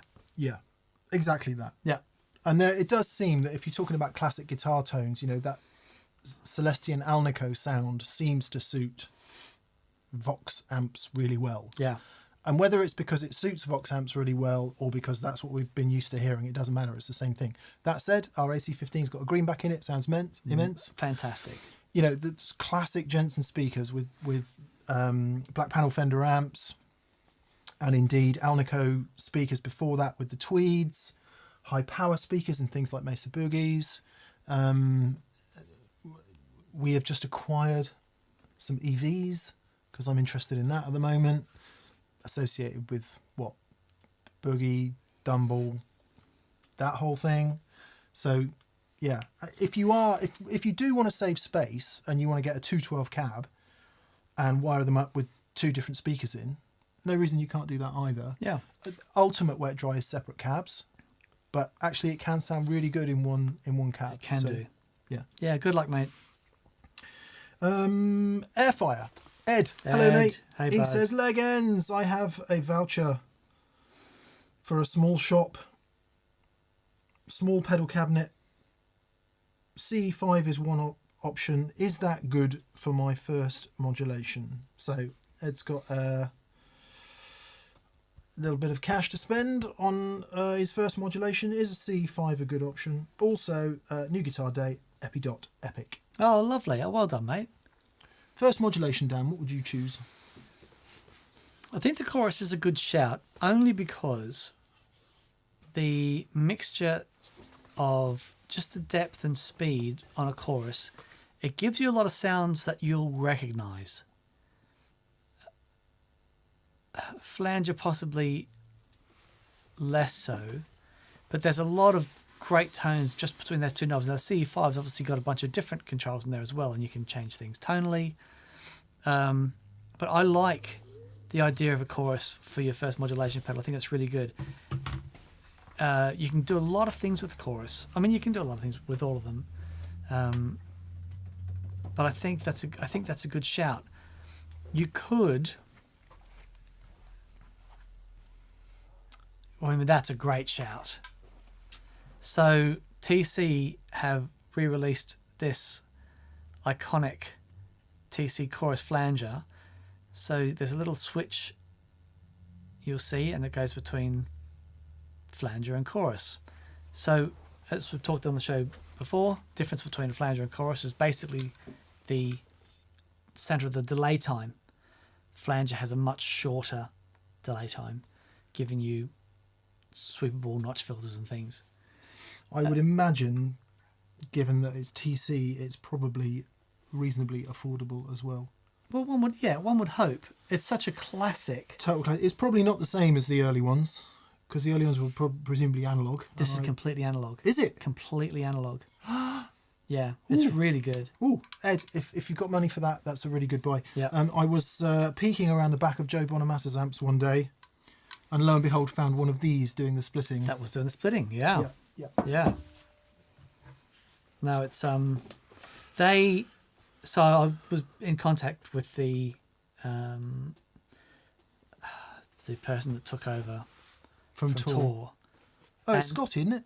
Yes. Yeah. And they're very aware of how important this pedal is to their lineup, and they were really sensitive to that. So it's all analog.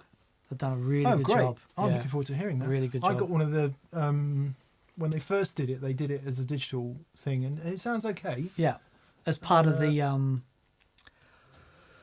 Corona course. Yeah, it was a version of the Corona. It sounds completely okay, but as regular viewers of the show will know, Dan and I really like analog modulation. Just something about it that works. Yeah. Ed, we'd say go with that. Yeah, it's wonderful.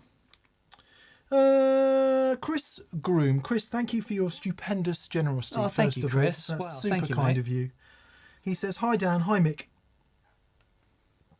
What do you think of the various stories of tube or valve shortages that we may be facing? Great show, keep it up." We did talk about this earlier, Chris. Now I feel bad because you've been so generous with your question that I guess we probably said it all earlier, which is, it is what it is. There's no point catastrophizing about something that hasn't happened yet, but maybe we are also not in receipt of all the information to be able to make that judgment. Yeah. So it just is what it is. And as we said before, I've got amps that I haven't changed the tubes in for more than 10 years. Yeah. And probably with some of them longer than that. Yeah.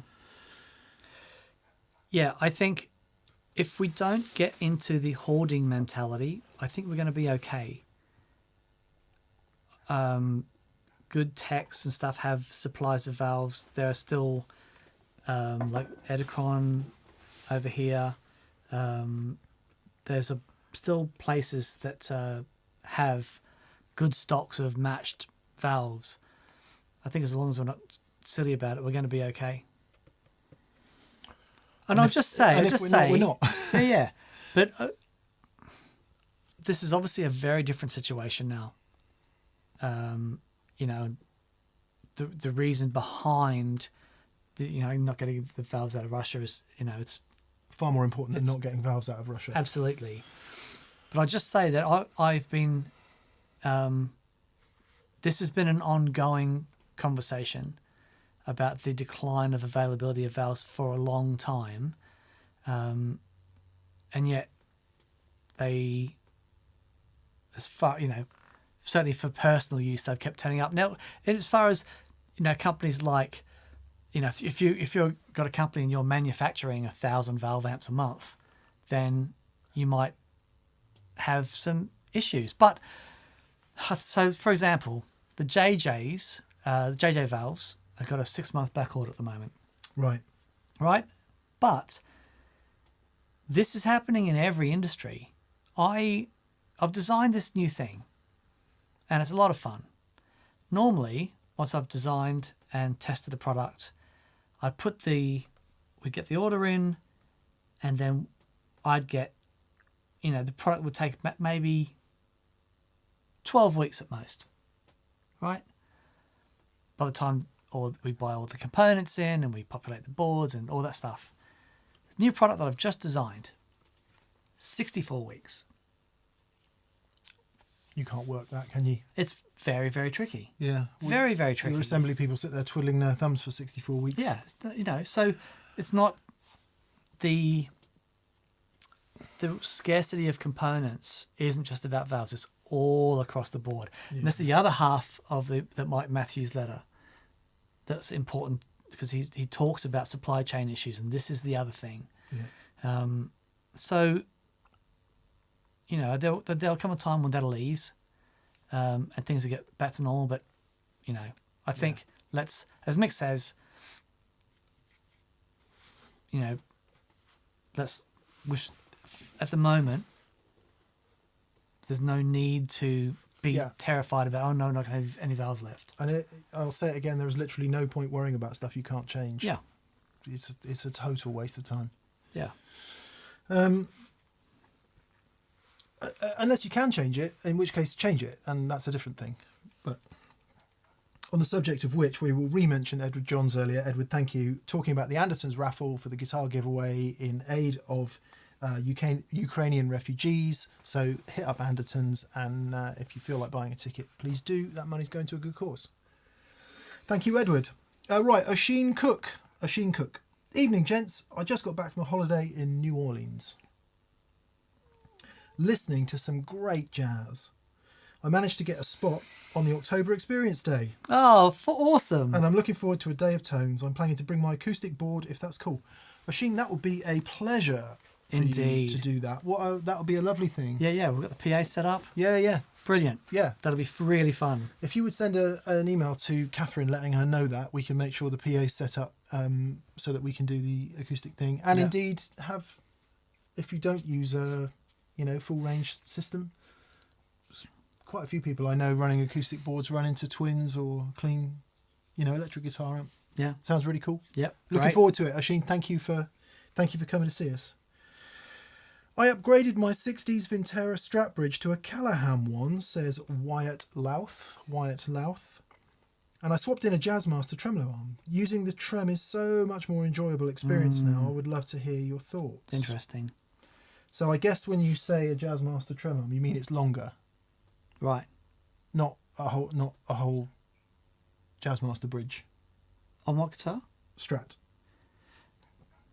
So that would be a big change, wouldn't it? Yeah, no, you've changed the bridge to a Callahan one and swapped in a Jazzmaster arm. You put the arm, so it's longer, therefore it's a different gear ratio. Yeah, I've got to say, loads of people love the Gilmore Shorty. I cannot get on with it. Right. I like a long one too. Nice. That's very cool. Yeah, great. Yeah. I guess it's all about it's all just what you're used to, isn't it? Yeah. And what feels good. Andy Cooper says, "You'll love that TPS day. I speak from experience. Best day ever." Thanks, Andy. Nice one, Andy. Yeah, mate. That was a fun day. It was brilliant.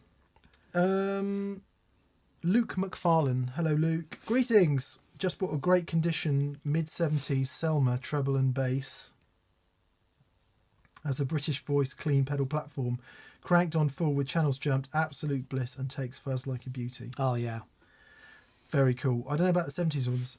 I don't know about anything about those amps in terms of when they were made. What I do know is the last gig I did with Robbie McIntosh, he brought one and it sounded flipping fantastic. Really? Largely due to the fact it was him playing it, I would imagine, but it was a great sounding thing. Yeah. Because your mate Paul Stacey's a fan of those as well, isn't he? Yeah.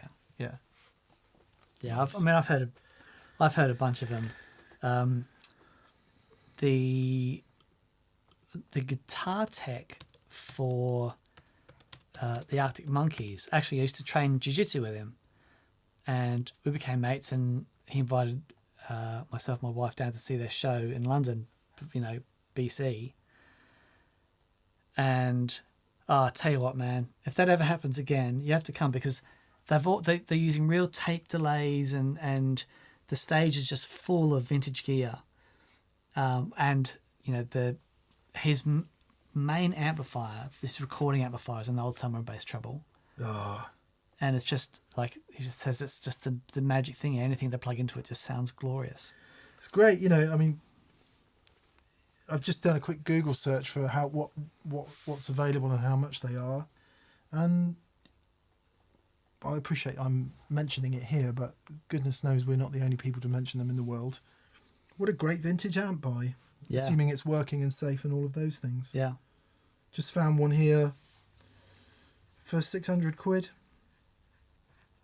in Truro. If you're interested at Modern Music in Truro in Cornwall.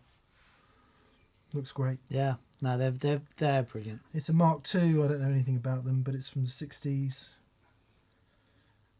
Croc skin. This one isn't a croc skin one. Cool. Did I say it was called Modern Guitars? Modern guitars. Yeah, not very modern amps. I hope you enjoy that, Luke. That's when those modern guitars sound best.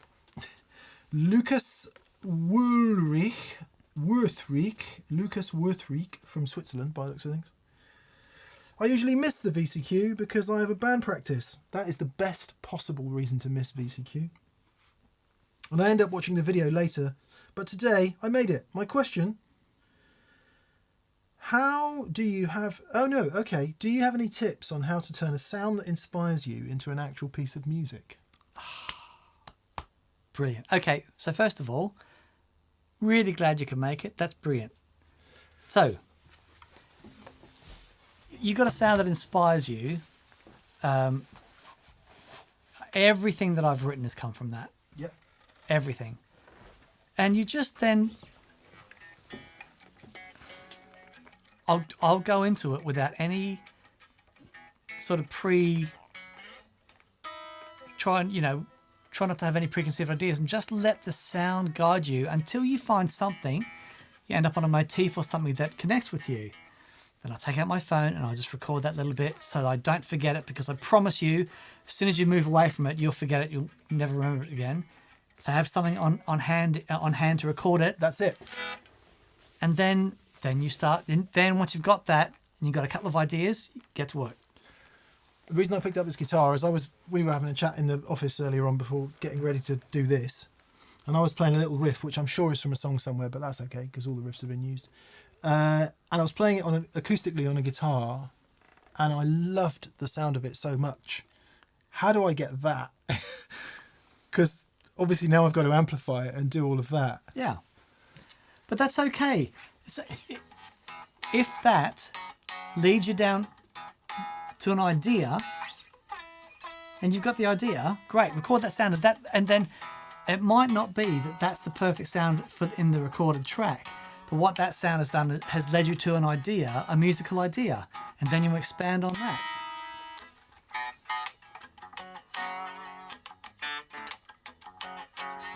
There you go.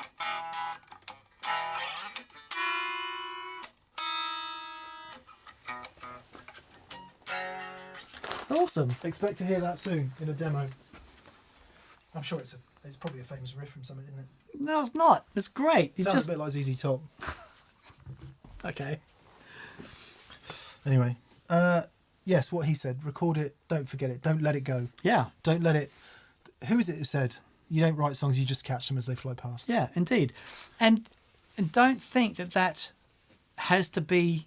you've got this sound that inspires you, and you come up with this thing, and it might be that the sound actually in the track changes. Yeah. But what you've done is you've let that sound inspire you to create something. Yeah. That's what we're doing, isn't it? Try this. The sound that absolutely inspires you, record it. So whether it's on your phone or whatever you've got to hand, record that sound. Then play the exact same piece using a polar opposite sound. Yeah. Over the top. See Left and right. See what happens. Awesome. Mr. Avila or Avila. Hey, pedal friends. Hello, pedal friends, as my 2-year-old calls you. Daddy, it's your pedal friend. Very good. Any thoughts on Boss reissue of the Space Echo in a compact pedal? Did we know that was happening? Yeah. Watching with great anticipation. Have they actually released it yet? I believe so. Which begs the next question. Is coming soon. Coming soon. Okay. Yeah. Yeah. So we don't have it yet. I'm sure. Did Matt must have sent us a text about that? Let me tell you. He must have done. In fact, I think he did. Did he? I think it might have been a picture that went shh. Well, that would be awesome. I guess there's no reason why you couldn't get that thing I'm pointing it to because there is one back there somewhere. In a compact pedal. Brilliant. Absolutely brilliant. Exciting, in fact. Yeah. Mike2203. Hello, Mike. Mike has also been to one of our experience days. Mike says, hi, D&M. Any ideas if Marshall are doing any limited models for its 60th anniversary this year? The 50th anniversary 1-watt amps were great. Maybe a reissue 2061. We don't know anyone at Marshall anymore. I used to know people at Marshall, and I don't know anyone there anymore. So we don't really know what's going on at Marshall. One would assume they're going to do something massive. Yeah, I hope so. Yeah, those 1-watts were great actually. They did 1-watt versions of like a Plexi, a 800, and etc. I know someone who will know. Mr. Anderson. Oh, yeah. He will know. Well, he did that amp, didn't he? Is that the amp you're talking about? The one. Yeah, well, he did one of the 1-watt reissues following that. Hmm. Goodness me, that couldn't have been 2011.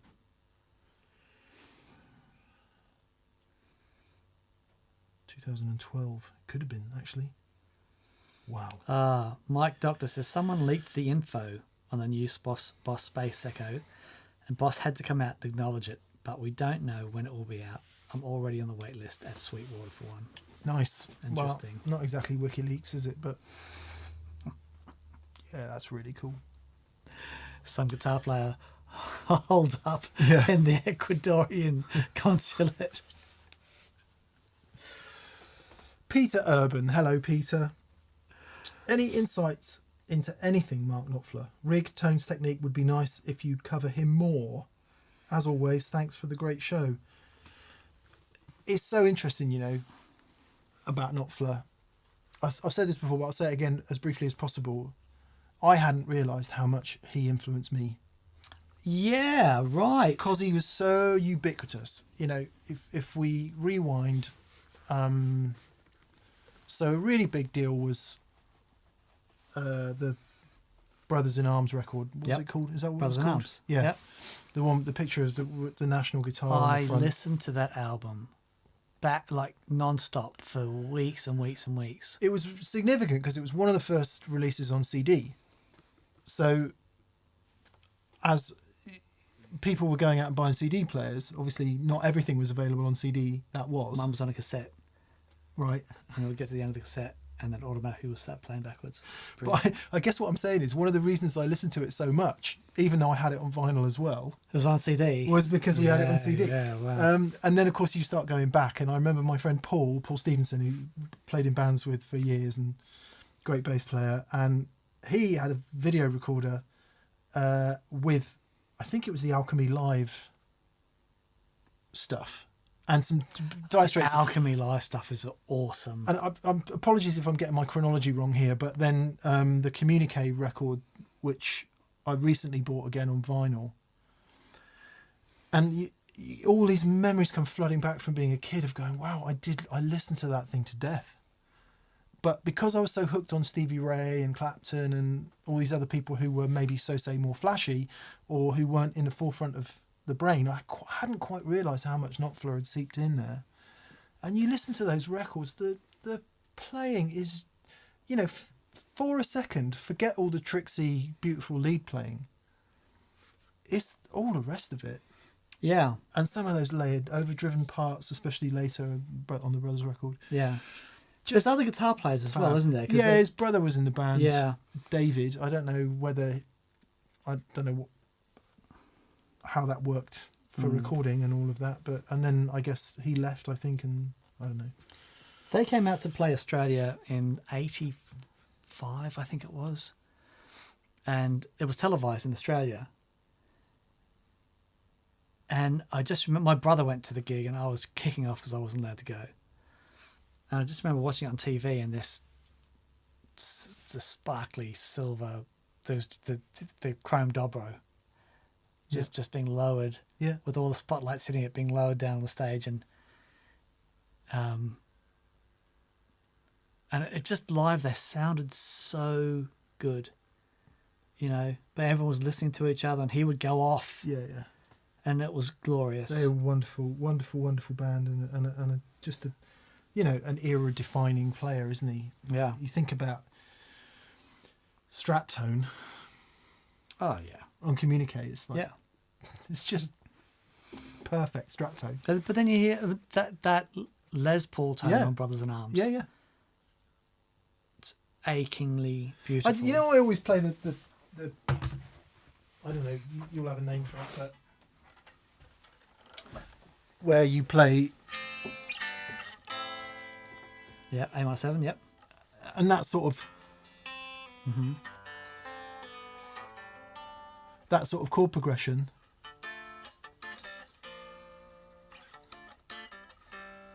And then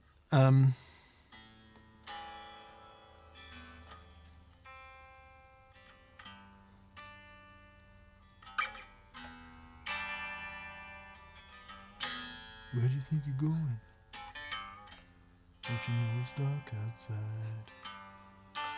And there's the more I listen to Knotflow, the more I realise that There's so much of that comes that from chord him. progression is right. in his music, Yeah. and how it just went straight into my bones, Sure.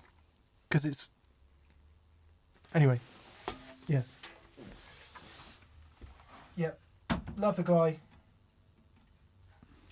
We don't talk about him nearly enough, No. and you're absolutely right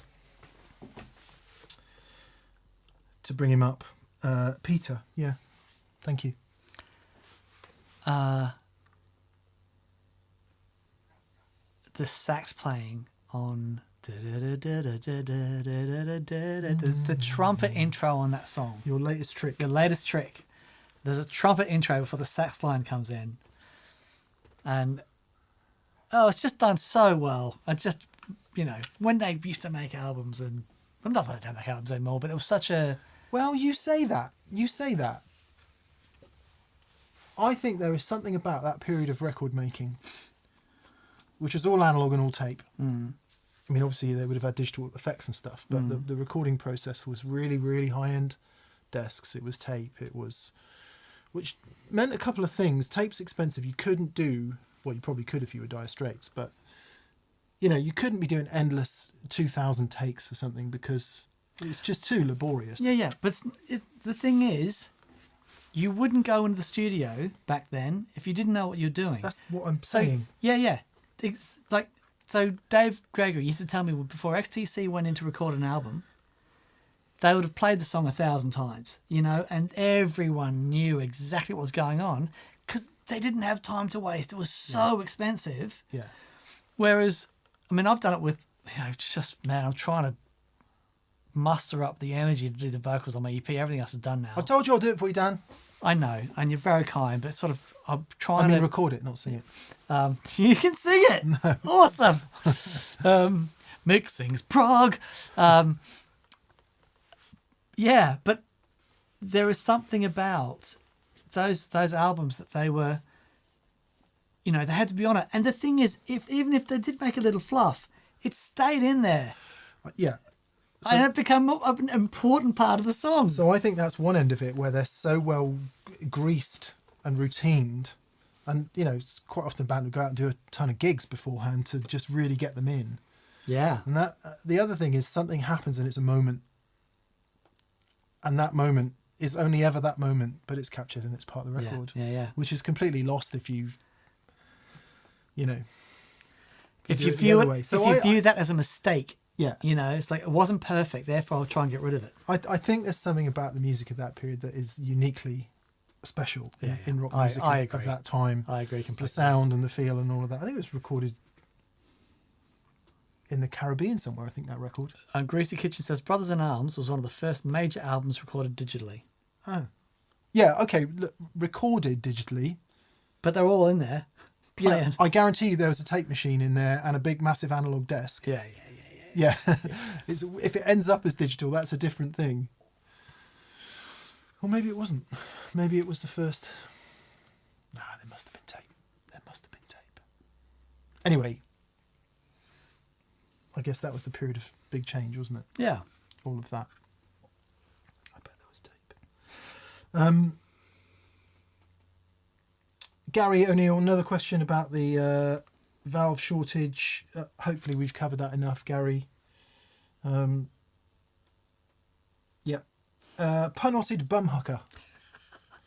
Cheers, mates. What's your opinion on 5-watt amps for recording, small 5-watt amps? Any tips on how to use the limited headroom right? Much love from Toby. Hi, Toby. Yeah. Small wattage amplifiers are awesome for recording. It's all about the way you record it, the preamps, you know, how hard you're hitting the microphone, all that stuff. Over to Mick, because he's really good with that stuff. I find them much easier to record than big amps. Yeah. And you can get a more cohesive thing that fits in a mix better. Recording loud amps is really hard, because what happens the louder the amp gets is you start to excite the room. And that can be a glorious thing if you've got a great room. But it can be a pain in the butt if the room doesn't sound great and just you get a load of other problems.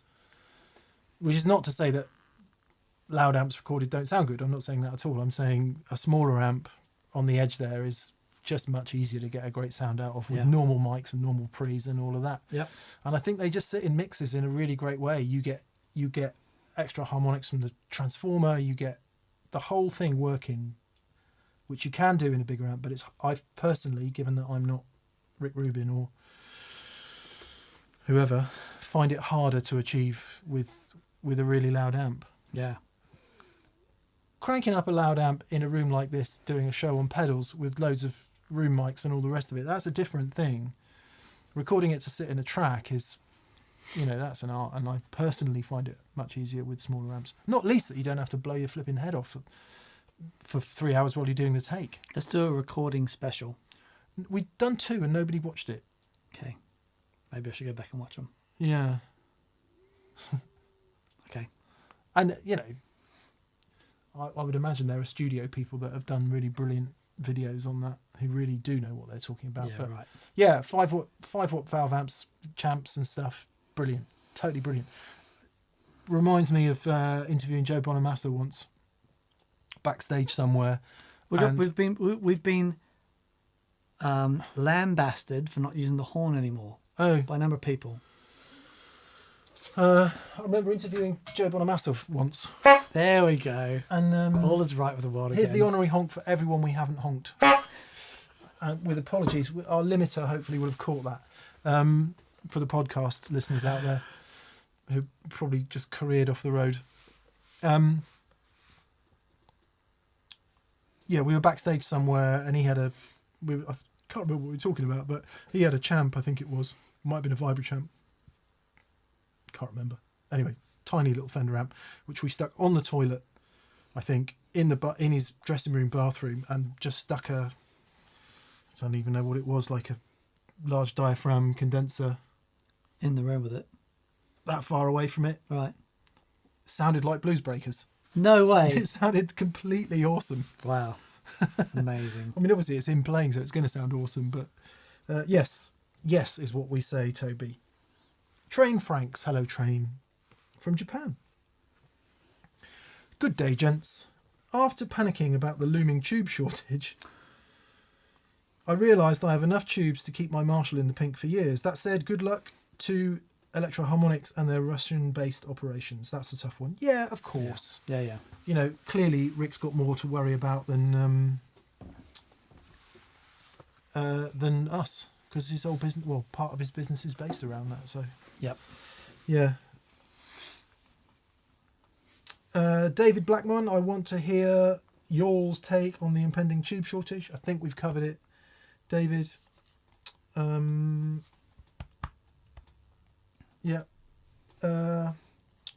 Jeff Harper, curious on pedal order for blues and rock.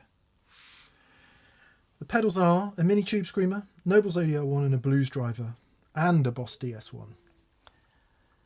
You've got all the bases covered there. Yeah.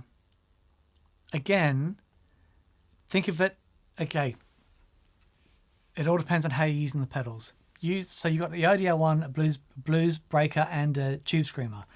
You could be using any of those for low to medium gain. Put the highest gain at the front, unless you've got a fuzz, and then go from highest to lowest gain. as a place to start, right? Because it might be that you want a boost going into a drive pedal, treble booster, whatever, a specific booster. But as a place to start, go from the higher gain to the lower gain, because that will give you the most headroom for stacking pedals to get sounds of. The lower the gain, further down the chain, will have more headroom. So when if you stack that with a higher gain pedal, it will do something, as opposed to the other way around, which can get mushy. But that's a place to start. Yep. I'm going to add one thing to that. I'm going to say, out of your 4 pedals, pick one that's going to do your quieter gainy sound. We all need a quieter gainy sound for sometimes, and it's usually for below vocals, where you need to have a thick sound for a rhythm part, but if you step on a pedal, it can often be too loud because it's too loud. But it is quite nice to have a scoopier overdrive sound for beneath all of that. So I'm going to say pick one of those pedals and do that. Have it essentially as an underdrive. When you step on it, you can bang away your power chords underneath vocals. Happy days. Of the other 3, start to experiment with setting them all low gain, but stacking them into one another. Yeah, nice. And have fun with the harmonics you can get doing that. Personally speaking, once you start to crank overdrive high on pedals, especially if you're not playing at any great volume, what you get is this very sort of linear, not much dynamic, not much really going on. If you crank the output volumes a bit and run those gains low and run them into one another, what you will start to find is that the harmonic interplay of the 3 pedals gets much more interesting. So before, or in addition to thinking about order, try that. It might be good fun. Yep, totally. But save one for your gainier underneath the vocal sounds. Funnily enough, there's a show coming up from me on Friday where I end up choosing 2 pedals to go and do this gig with that we touched on a few weeks ago. I end up with 2 wildly different pedals than I start with, and the reason I ended up choosing the overdrive pedal is because I'm scared of having too much gain on the board, because I know that in a gig situation I'm going to step on all the gain and no one's going to be able to hear me. So I deliberately chose a pedal which has less gain. And sounded amazing. It sounded all right. Yeah, it sounded great. All right. So that's my personal discovery of lower gain tones just recently that come off the back of the low gain show we did. Right. Yeah. I'm more into that at the moment. Yeah, awesome. Unless it's fuzz, in which case all the game. Blow the bloody doors off. Yeah. Okay, we got 2 more questions on tubes. Going to answer. Yeah, and they sort of cover the same ground in a different way, and there's a sort of more specific question here, so I think it's probably worth answering. Jonathan Dean says, do you think the recent announcements about Russian tube supply and major amp manufacturers of new amps scaling back will have a permanent effect or shift in the amps we buy and use? And similarly, Scott W says, Russian valves won't be available for a while. What about neural DSP for times where replacement valves can't be found? So Jonathan and Scott are saying, okay, there's a structural shift coming. What about different ways of doing things? Will this have a major effect on the way we play amps? And I think that's the question, isn't it? Yeah, it's a good question. It certainly won't have a major effect on the way I use amps. Or me. Because, like, personally, for the foreseeable, you're all right, Jack. Yeah, but it's not that. It's like, okay, toilet paper, right? If there's a toilet paper, everyone says, "Oh, we've got no toilet paper." Everyone's going to run out. Everyone's going to run out and get toilet paper because we all use and go through toilet paper every day. Yeah. When I'm not going through valves every day, you know what I mean? The valves that I've had in my amps are going to last me for years and years. Yeah. And in years and years, we could be in a very different situation. Also, as of this moment, there are loads of valves available. Yes. So as long as we don't panic and go, everyone starts buying up valves that they don't need or don't have no foreseeable use for in the future, we're going to be okay. But also, it's horses for courses. I've got some My Boss Was Air headphones and the Yamaha THR10 that I use at home, which are perfect. I'll play those at home. It's great. But I've got my J20, which I used to record at home through the Grossman cab or the Matchless. It's horses for courses. But if I'm just going to plug into an amp and play, just to have a play, it'll be a digital thing. Yeah. It's I don't need the high watt in my house cranked. I have a joke to tell. Okay. And an observation to make. Indeed. On everything you just said. The joke is, what is the similarity between John Wayne and cheap toilet paper? It's rough and it's tough and it don't take no. For those of you who don't know who John Wayne is, I can't help you. Moving on. Moving on. Will it structural change? I want to know, and this is a genuine question. Who is saying about the shortage? Are Two Rock, Morgan, Dr. Z, Matchless, are they talking about a shortage? If they are, I'd be more inclined to be worried than if Fender, Marshall, Vox are talking about it. Right. Because potentially controversially, I think some of those big companies are looking for any excuse possible to stop making tube amps. Oh, that's interesting. And this is controversial, and it is purely an opinion, right? Because what are tube amps? They're expensive, they're difficult to ship, and they have a failure rate that's way higher than transistor and digital amps. Yep.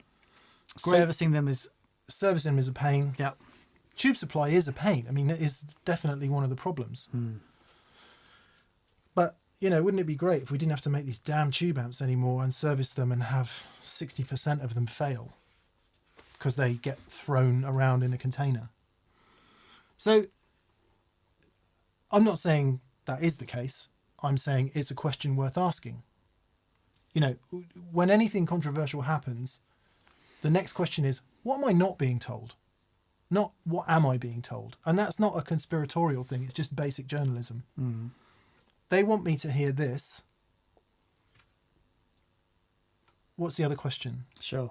So if the small boutique amp builders are saying it, I think, and I'm sure we've really got something to worry about. But I'm sure they won't be without their concerns. Yeah. Because, it's like, oh, okay, our supplier, we can no longer get those from our supplier. Yeah.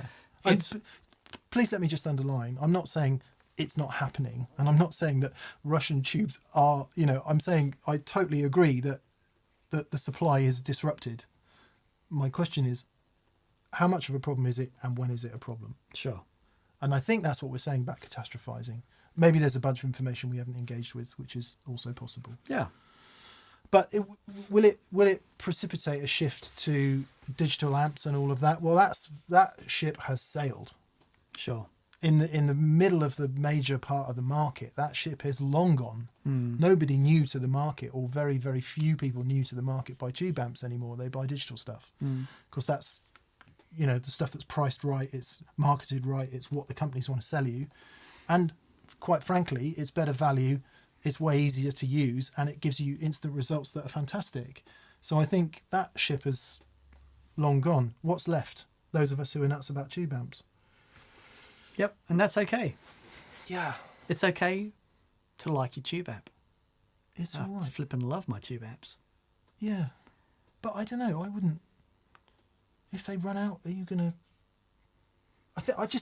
What am I saying? I'm saying there are businesses that depend on it, and that's problematic for those businesses that are going to lose out and that can't transition quickly enough to change their business quick enough to, not go out of business and not have a terrible time. And anyone who's in that position, clearly, sympathy, empathy for those people who are having that trouble. I think for anyone who's got a bit of vision on it and you can transition your business, it changes. Yep. Stuff changes, doesn't it? Not for me. just does though. I'm always amazed by this sort of.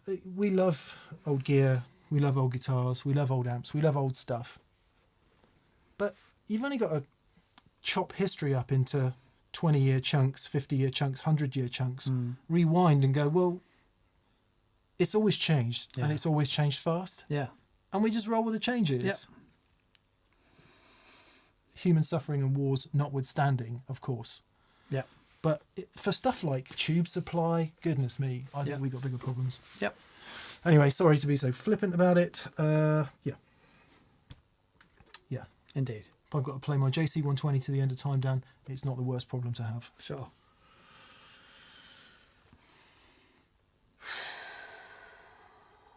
It's going to be okay. I think it is. I'm going to get here tomorrow, turn the apps on, turn them up. It's going to be glorious. Medieval cookery with Arpad. Ah, here he is. How you doing, bud? Lads, 2 requests regarding your merch. Please, can we have a heavier fabric for t-shirts? And another unzippered hoodie, please. I want more. Unzippered hoodie, yes, we should do that. Mm-hmm. Heavier fabric for tees, we could. I'm not a massive fan of heavy tees. No. I mean, they're not, don't get me wrong, they're not lightweight, but they take longer to dry. They're a little bit more uncomfortable to wear. Nevertheless, We shall consider Yeah. Arpad. All things Weatherly. Hi from Maryland. What are your thoughts on the Bogner Alchemist range of amps? Also, you guys are awesome. Oh, cheers, mate. You Thank make my lunch break entertaining. Thank you. We've never had a Bogner amp on the show, from memory. No, Alchemist is the thing they did with line 6, wasn't it? I don't know. About 10 years ago? Or am I getting that wrong?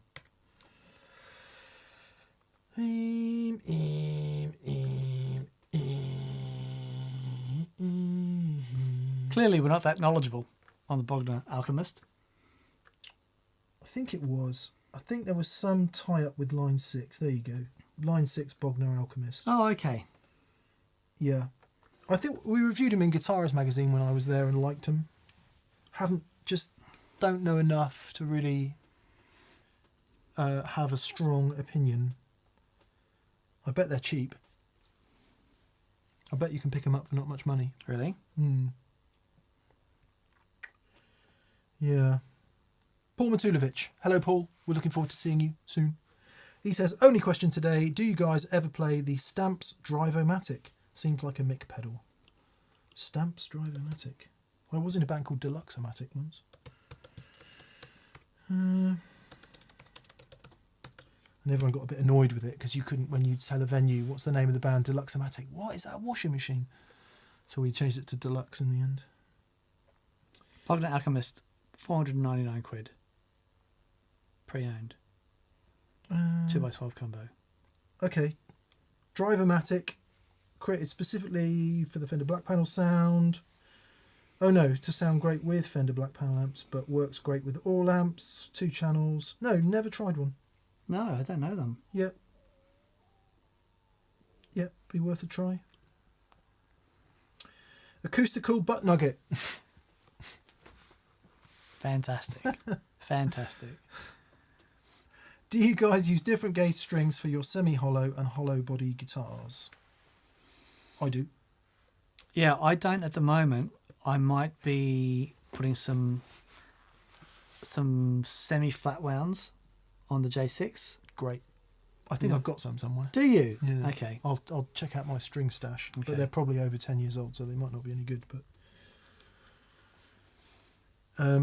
But gauge-wise, you'd use the same 11s? I think so, because 11 to 52s. I think because I don't play anything that's outrageously different scale length. I'm pretty. I find it difficult to play 10s now. Yeah. You know, I just find, like we did in the tuning show, I just go, eh. You know, I really don't mean to. There's a show on tuning coming up. Maybe that's something that I should work on. No, you should just play what you feel. That's what I'm going to And do. never think about it. That's what I'm going to work on. Yeah. I'm trying to eject psychological time from my life. Nice. And anyway, which is why we sit here and talk about guitars. I use, for the longest time, I used 10 to 52 on Fender scale length and 11 to, I don't know, 50, might be 52 Right. on Gibson scale length, because I can't, the top two strings I need a bit more tension, especially the high E. Oh, okay. But since we moved to the Kurt Mangan strings, it's 10.5s on the Strat, because they do feel more elastic than the strings I was using before, which are D'Addario XLs. So I can go for a bit more gauge. I know that sounds ridiculous. And 11s on the Gibsons now does feel a bit light. Yeah, right. Your strings on Goldie. when I'm sat here, no, not on Goldie, on the Gibsons. So if I'm sat That's what I here, meant, the if gold I'm top. oh, the gold top, yeah, sorry, too many gold guitars then. When I'm sat here noodling, 11s are hard work, but if it's a gig or a performance, it's like that's where it is. So yes is the answer. And I use, what do I use on my acoustic? 13s, I guess, on the Collings. But I don't bend any strings on that. Yeah. Gene Johung says, can you use heavier gauge strings on Les Paul? It's because the scale length is shorter, Yeah. and therefore the heavier gauge strings feel like they've got less tension. But I use the same on all my guitars. Works great. Yeah. Lane Hillard says, the day I have to go digital, I'm just going to pack it in. I don't care what people say or how they rationalise it. It doesn't feel right. It doesn't do what tubes do. I have said those words myself, Lane. But I just think we've all got to get over it. You know, given the choice, of course. If you've got a choice to make, you're going to choose the one that you want. Yeah. If you no longer have the choice, what do? You love playing guitar and you love playing music, and that's what is left to do at that point. Yeah. I have said I'll only ever play acoustic if my tube amps stop working, but yeah, that would be an age thing. We can't let this descend into a analog versus digital thing. No, but even I'm getting over that. I was recording some guitar for a demo the other day, and I thought I'd just plug into the computer and I'll just pull something up and just quickly do it. And plugged in, and I'm there going, oh, come on, just turn the amp. Oh, come on. 20 minutes I was there. Yeah. Just to lay a track, just a simple thing on a demo. I'm like, oh, what's going on? Plugged into I've got the ISO cab in the room next door. J20's in there. I just plugged it in, turned it on. 6 seconds. There it is. Yeah. There I'm it the same. I'm getting more like it with studio recording as well. Right. I find the more plugins I chuck on stuff, the worse it sounds invariably. But with the massive caveat that recording it well in the first place is really hard. Really hard. So the plugins definitely, in this sort of situation where we're recording shows and stuff and you're going wildly different volumes and different gain structures and all the rest of it, you've got to go for an average whole recording and then, use plugins to shape and stuff where necessary. But for a single guitar take where we're pushing analog further and further and further down the chain. Yeah. And to the point where hopefully at some point the only digital bit will be the hard disk. You know those big band recordings, Count Basie and the like, that were done, in one room. They had 3 mics. Yeah. And you hear those and you go, oh man, the sound of those recordings is amazing. They would spend a week positioning those mics. They'd have the band in, and they wouldn't there'd be record in Abbey engineers Road because they just varnish the floor. Yeah, They'd exactly. Say, no, we're not coming in here. So it's all the work that you do before you hit record. Yeah. Come on. I mean, for sure there's a romanticism in that as well. We're not taking away the psychological factor. It's important. That'd be it? No, God no. Isaac Morris. I thought you said we had 2 left before. I didn't say. Oh no, there were 2. Okay. 2 minutes to midnight. No, there were 2 valve. 2 little questions. two little toys. Each had a wooden. Anyway. Yeah. That's probably not the best reference in the world, is it? Tried the Walrus M1 and Wampler Terraform, says Isaac Morris. So, Walrus M1, Dan, come on. Walrus M1 in the game. Yep. Hopefully you can tell what it is yet. And both have had very disappointing background noise. Yes. What are your thoughts on signal to noise in pedals? And do you recall if the MD500 is quiet? Is your power supply? Could be a power supply. It's really interesting, you know. One of the things that when we're doing the Troll Booster show, it's like they all sound great. Some of them have much lower noise floors than others. Generally, if a pedal has gain in it, the noise floor is going to be higher. If the pedal is unity, then you've got an opportunity. Like, you know, if you put a zero gain buffer in your signal path, generally the noise floor, it should be quite low. That if you turn a pedal on and turn it down to unity, it'll be noisier because it's got gain potential. And you know, and again, it depends on a bunch of different things. But it is definitely something to take into consideration. And the other thing is some rigs are much more sensitive to the noise floors than others. If you're using, a JC120 is a really good example. Something that has got really sizzly, clear top end. And it happens to be in the same frequency where that noise lives. Then you might struggle.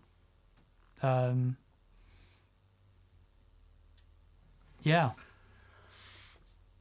Yeah. What is it? It's filter. You've got to filter off all the noise, haven't you? Yeah, but also it depends on how you're. It depends on how you're doing. A number of things. In the digital realm, power is a massive consideration. But things like the quality of the AD converters. Yeah. You know. I mean, it is why 12 channels of Neve costs 50,000 quid, isn't it? Exactly that. Yeah. It's like, okay, well, can we control the gain structure on the input? Yeah. You know, and then if I've got it's like if I've got a really low output guitar, the input requirements are different than a demon screaming humbucker. Yeah. You know what I mean? But a lot of that is just set, so you can't mess with that gain structure. Yeah. You know, that makes a big difference if you can do that. Jonathan Marriott saying he's had no sound issues with his MD500, so he's thumbs up for the MD500. Yeah. I have to say that the DD, MD, and I guess it would be RV series of Boss pedals, whether it's 2 or 500, Dan and I have both been immensely impressed. Yeah, we so did good. we gave the MD200 a bit of short shrift, I think, because there was a couple of things that were a bit complex on it, and neither of us is massively in love with digital modulation sounds, but functionality, sound wise, price. We use the DD200 all the time. It's blinking great. Yeah, fantastic. I don't think they've done an RV200 yet, have they? Maybe that's on the way as well. Anyway, hope that helps. Malcolm's on. Malcolm Simpson. Malcolm's SG is there, which we love the sound of, and we're just working out how to keep it in tune, Malcolm. If you've got any tips, we'd be mostly welcome. He says, we'd be very grateful. He says, I've just become a hooligan with the bus pass. Nice. I crank it. The neighbours just think I'm a batty old bloke who walks his dog, drinks ale, and is a bloody nuisance. Keep up the good work. Good on you, Malc. Awesome, mate. Nice to hear from you, mate. Mel Hackinson's question came through from BV. Thank you. Apparently Bonnie Raitt used that pedal we were talking about earlier. Oh, cool. Says BV. Did you hear her version of Joey's song? I did. Bonnie Raitt's done a version of Made Up Mind by the Brothers Landreth. How awesome. I'm so pleased Pretty for him. cool, isn't it? Pretty cool. So Mel Hackinson, he says, I wanted to know if Mick had ever tried the Emerson wiring kit in a Strat, thinking about upgrading my 60s Vintera. Haven't tried the Emerson kits, but they look great. It was Emerson that inspired me to start trying to wire my guitars. I love the way they bend the insulation wire around the pots, like Matt does at Monty's. They wrap it around the back of the pot. It just looks beautiful. They do lovely work. It looks great. No reason at all to think why it wouldn't be great. Oh yeah, the Emerson stuff looks awesome. Yeah. I chose to get mine from Six String Supplies in the UK simply because I'm in the UK and they're in the UK, and their work is similarly brilliant. So, but Emerson stuff looks amazing. It is available in the UK, but I don't know. I went with Six String Supplies. I think their stuff looks brilliant. Awesome.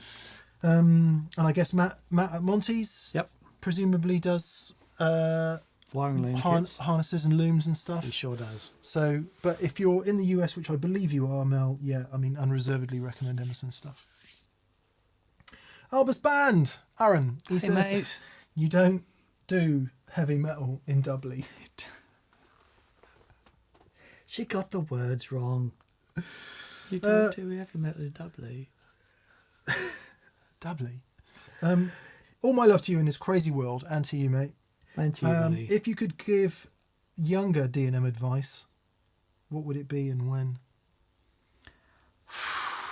Boy, oh boy, that's a great question. Oh, man. Yeah. Let's stick to buy music. property in Manly when I was 18. That would have been my... But stick to music.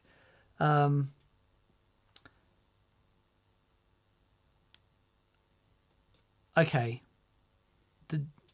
If I could go back... Okay. I've always loved harmony. I'd go back and give myself a kick in the arse and say, don't be lazy. You know, my issue was I was working so much and, I was getting gigs and that was great. I was like, why do I need to learn this stuff? But I'd hear it and go, yeah, that's beautiful, but I don't need to learn that. And now I think, if I'd just not been so flippin' lazy and arrogant when I was a kid. Yeah, me too. That would be... But how do you go back and tell... So here's the other side of that coin is there is a lot to do with your playing that if you've, I hear a lot of... If I'd have given myself advice when I was 14, I would probably not be playing a guitar now. Right. Because I'd have been too scared. Okay. I think, are you knocking on the door of what you don't know is actually a great benefit when you're learning? Yeah. Because you're just... Because it's so overwhelming. You're out there. Yeah, when you get... Yeah, totally. Totally. And you're not... One of the things I did a video about, am I good enough to play? Because I've often said, if I was starting now, I don't know if I would be a guitar player because I see all these people playing and go, flipping heck. Yeah. There's no way in a million years I could do that. I wasn't exposed to that back then. And I there was a bit of a swagger because I thought, oh man, I'm pretty good at this old guitar thing. I tell you, in my town, I thought I was awesome. And that affects your playing because you go out because you can neither be the guy going, I'll just play. Or you can be that guy. I was that guy. And that guy sounds very different. And it's a really cool sound. And it's like getting kicked in the nuts by a 50-ton truck when you see that the guy in the next town is better and the guy in the next town is better and the guy in the next town is better. And better, worse, whatever, or girl or whatever. However we define it, it's a levelling moment. Yeah. I'll never forget my levelling So my advice would be learn to accept the levelling moment. Yeah. That's a really good one. As a good thing, not as a crushing defeat. Yes. Bit like your mate with his ball grappling. You've managed to grab his left one, and he's going to work on that for the next 6 months, so you're never going to be able to grab his left one again. Sorry, when Dan does jiu-jitsu, I think that's all it is. It's just men grabbing each other's testicles. Okay, let's go. Ah!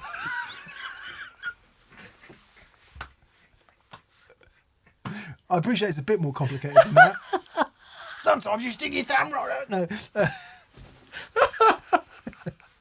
So I think it's realise that the negative experience and the kind of down is actually a massive opportunity to learn.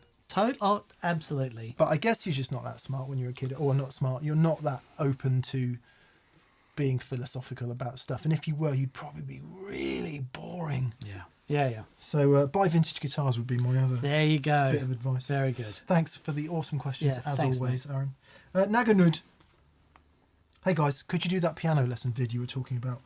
I'm sure tons of us would love to pick up some piano skills. We're going to be having young Jack here at some point. Yes, we are. In the near future. Jack's going to be doing some playing with us. You don't need us to do it because I believe Jack has already done it on the Andersons channel. So check out the Andersons channel, look for Jack Duxbury, and I think it's something like piano lesson for guitar players. Okay. But it'd be great for him to do a quick one here. Yeah. It'd be great. Yeah. Great. Would be splendid.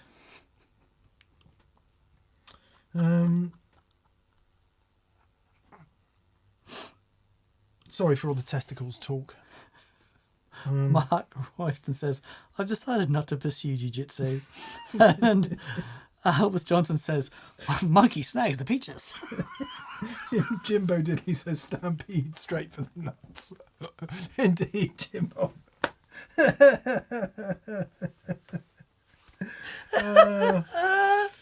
That is funny. Jeffrey Atakora. Jeffrey, you've posted this question a few times, so we'll try and answer it. What's a good impedance to set for pedals like the HX Stomp? Is 1 meg a good place, and what does that do to tone? Yeah. How can you set impedance? Does it have an impedance switch on it? I don't know. It might. I don't know, but yes, 1 meg is a good impedance because. So okay. That's what all Boss pedals output impedance is, isn't it? No, it's their input impedance. It says 1 meg, but they're not 1 meg. They're generally between 500 and 700k. But theoretically, yes, 1 meg is a good place because what it's not doing, you're not loading the pickups of the guitar. If it was okay, a good example is Boss CE1 was made. Yeah, apparently it's changeable. You can change the input And impedance. BV's come in and said, yes, try 1 meg instead of auto. Should find more clarity and dynamics with the proviso that it depends on the rest of your chain. Yeah, 1 meg is fine, but if that pedal is after a low impedance pedal, say you've got a Boss or something that's got an always on buffer after it, then it doesn't have to be at 1 meg. And what you might find is if you set it to like 50k or 100k, that the noise floor is reduced and it's being driven adequately by the low impedance from the pedal before it. So if you're plugging the guitar directly into it, then yes, 1 meg. Absolutely, great place to start. But if it's somewhere at the end of your chain, there's always a low impedance signal going into it, then you can reduce that load because the input impedance, because that input impedance is being driven by a lower input impedance. Think of it like this. Basically, in theoretical terms, input impedance matching, input impedance matching is if you've got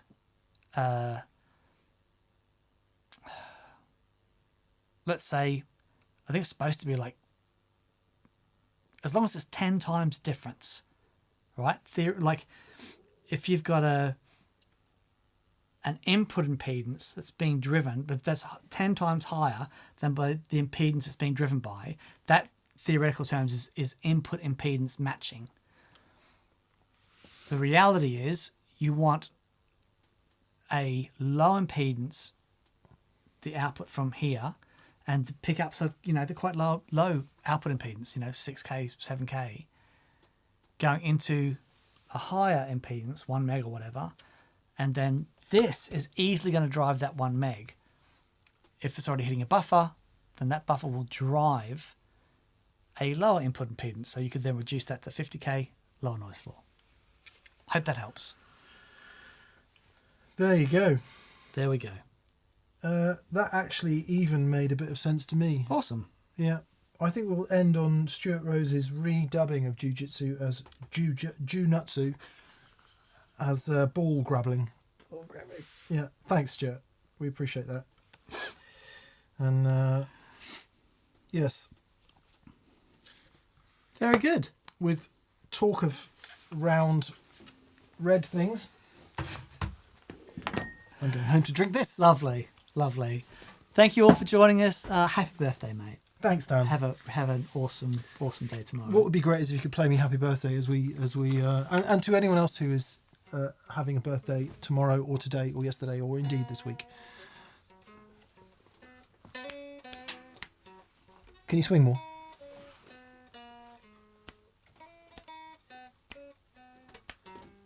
And if I clap on the 1 and the 2.5, does that help?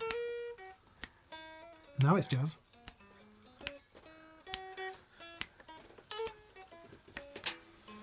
We'd like to wish a happy birthday to all the young lovers out there. If indeed it's your birthday, or if it's not, just remember it's time to go home. You don't have to go home, but you can't stay here. And if you're driving, keep both feet on the wheel. I've done this quote so many times.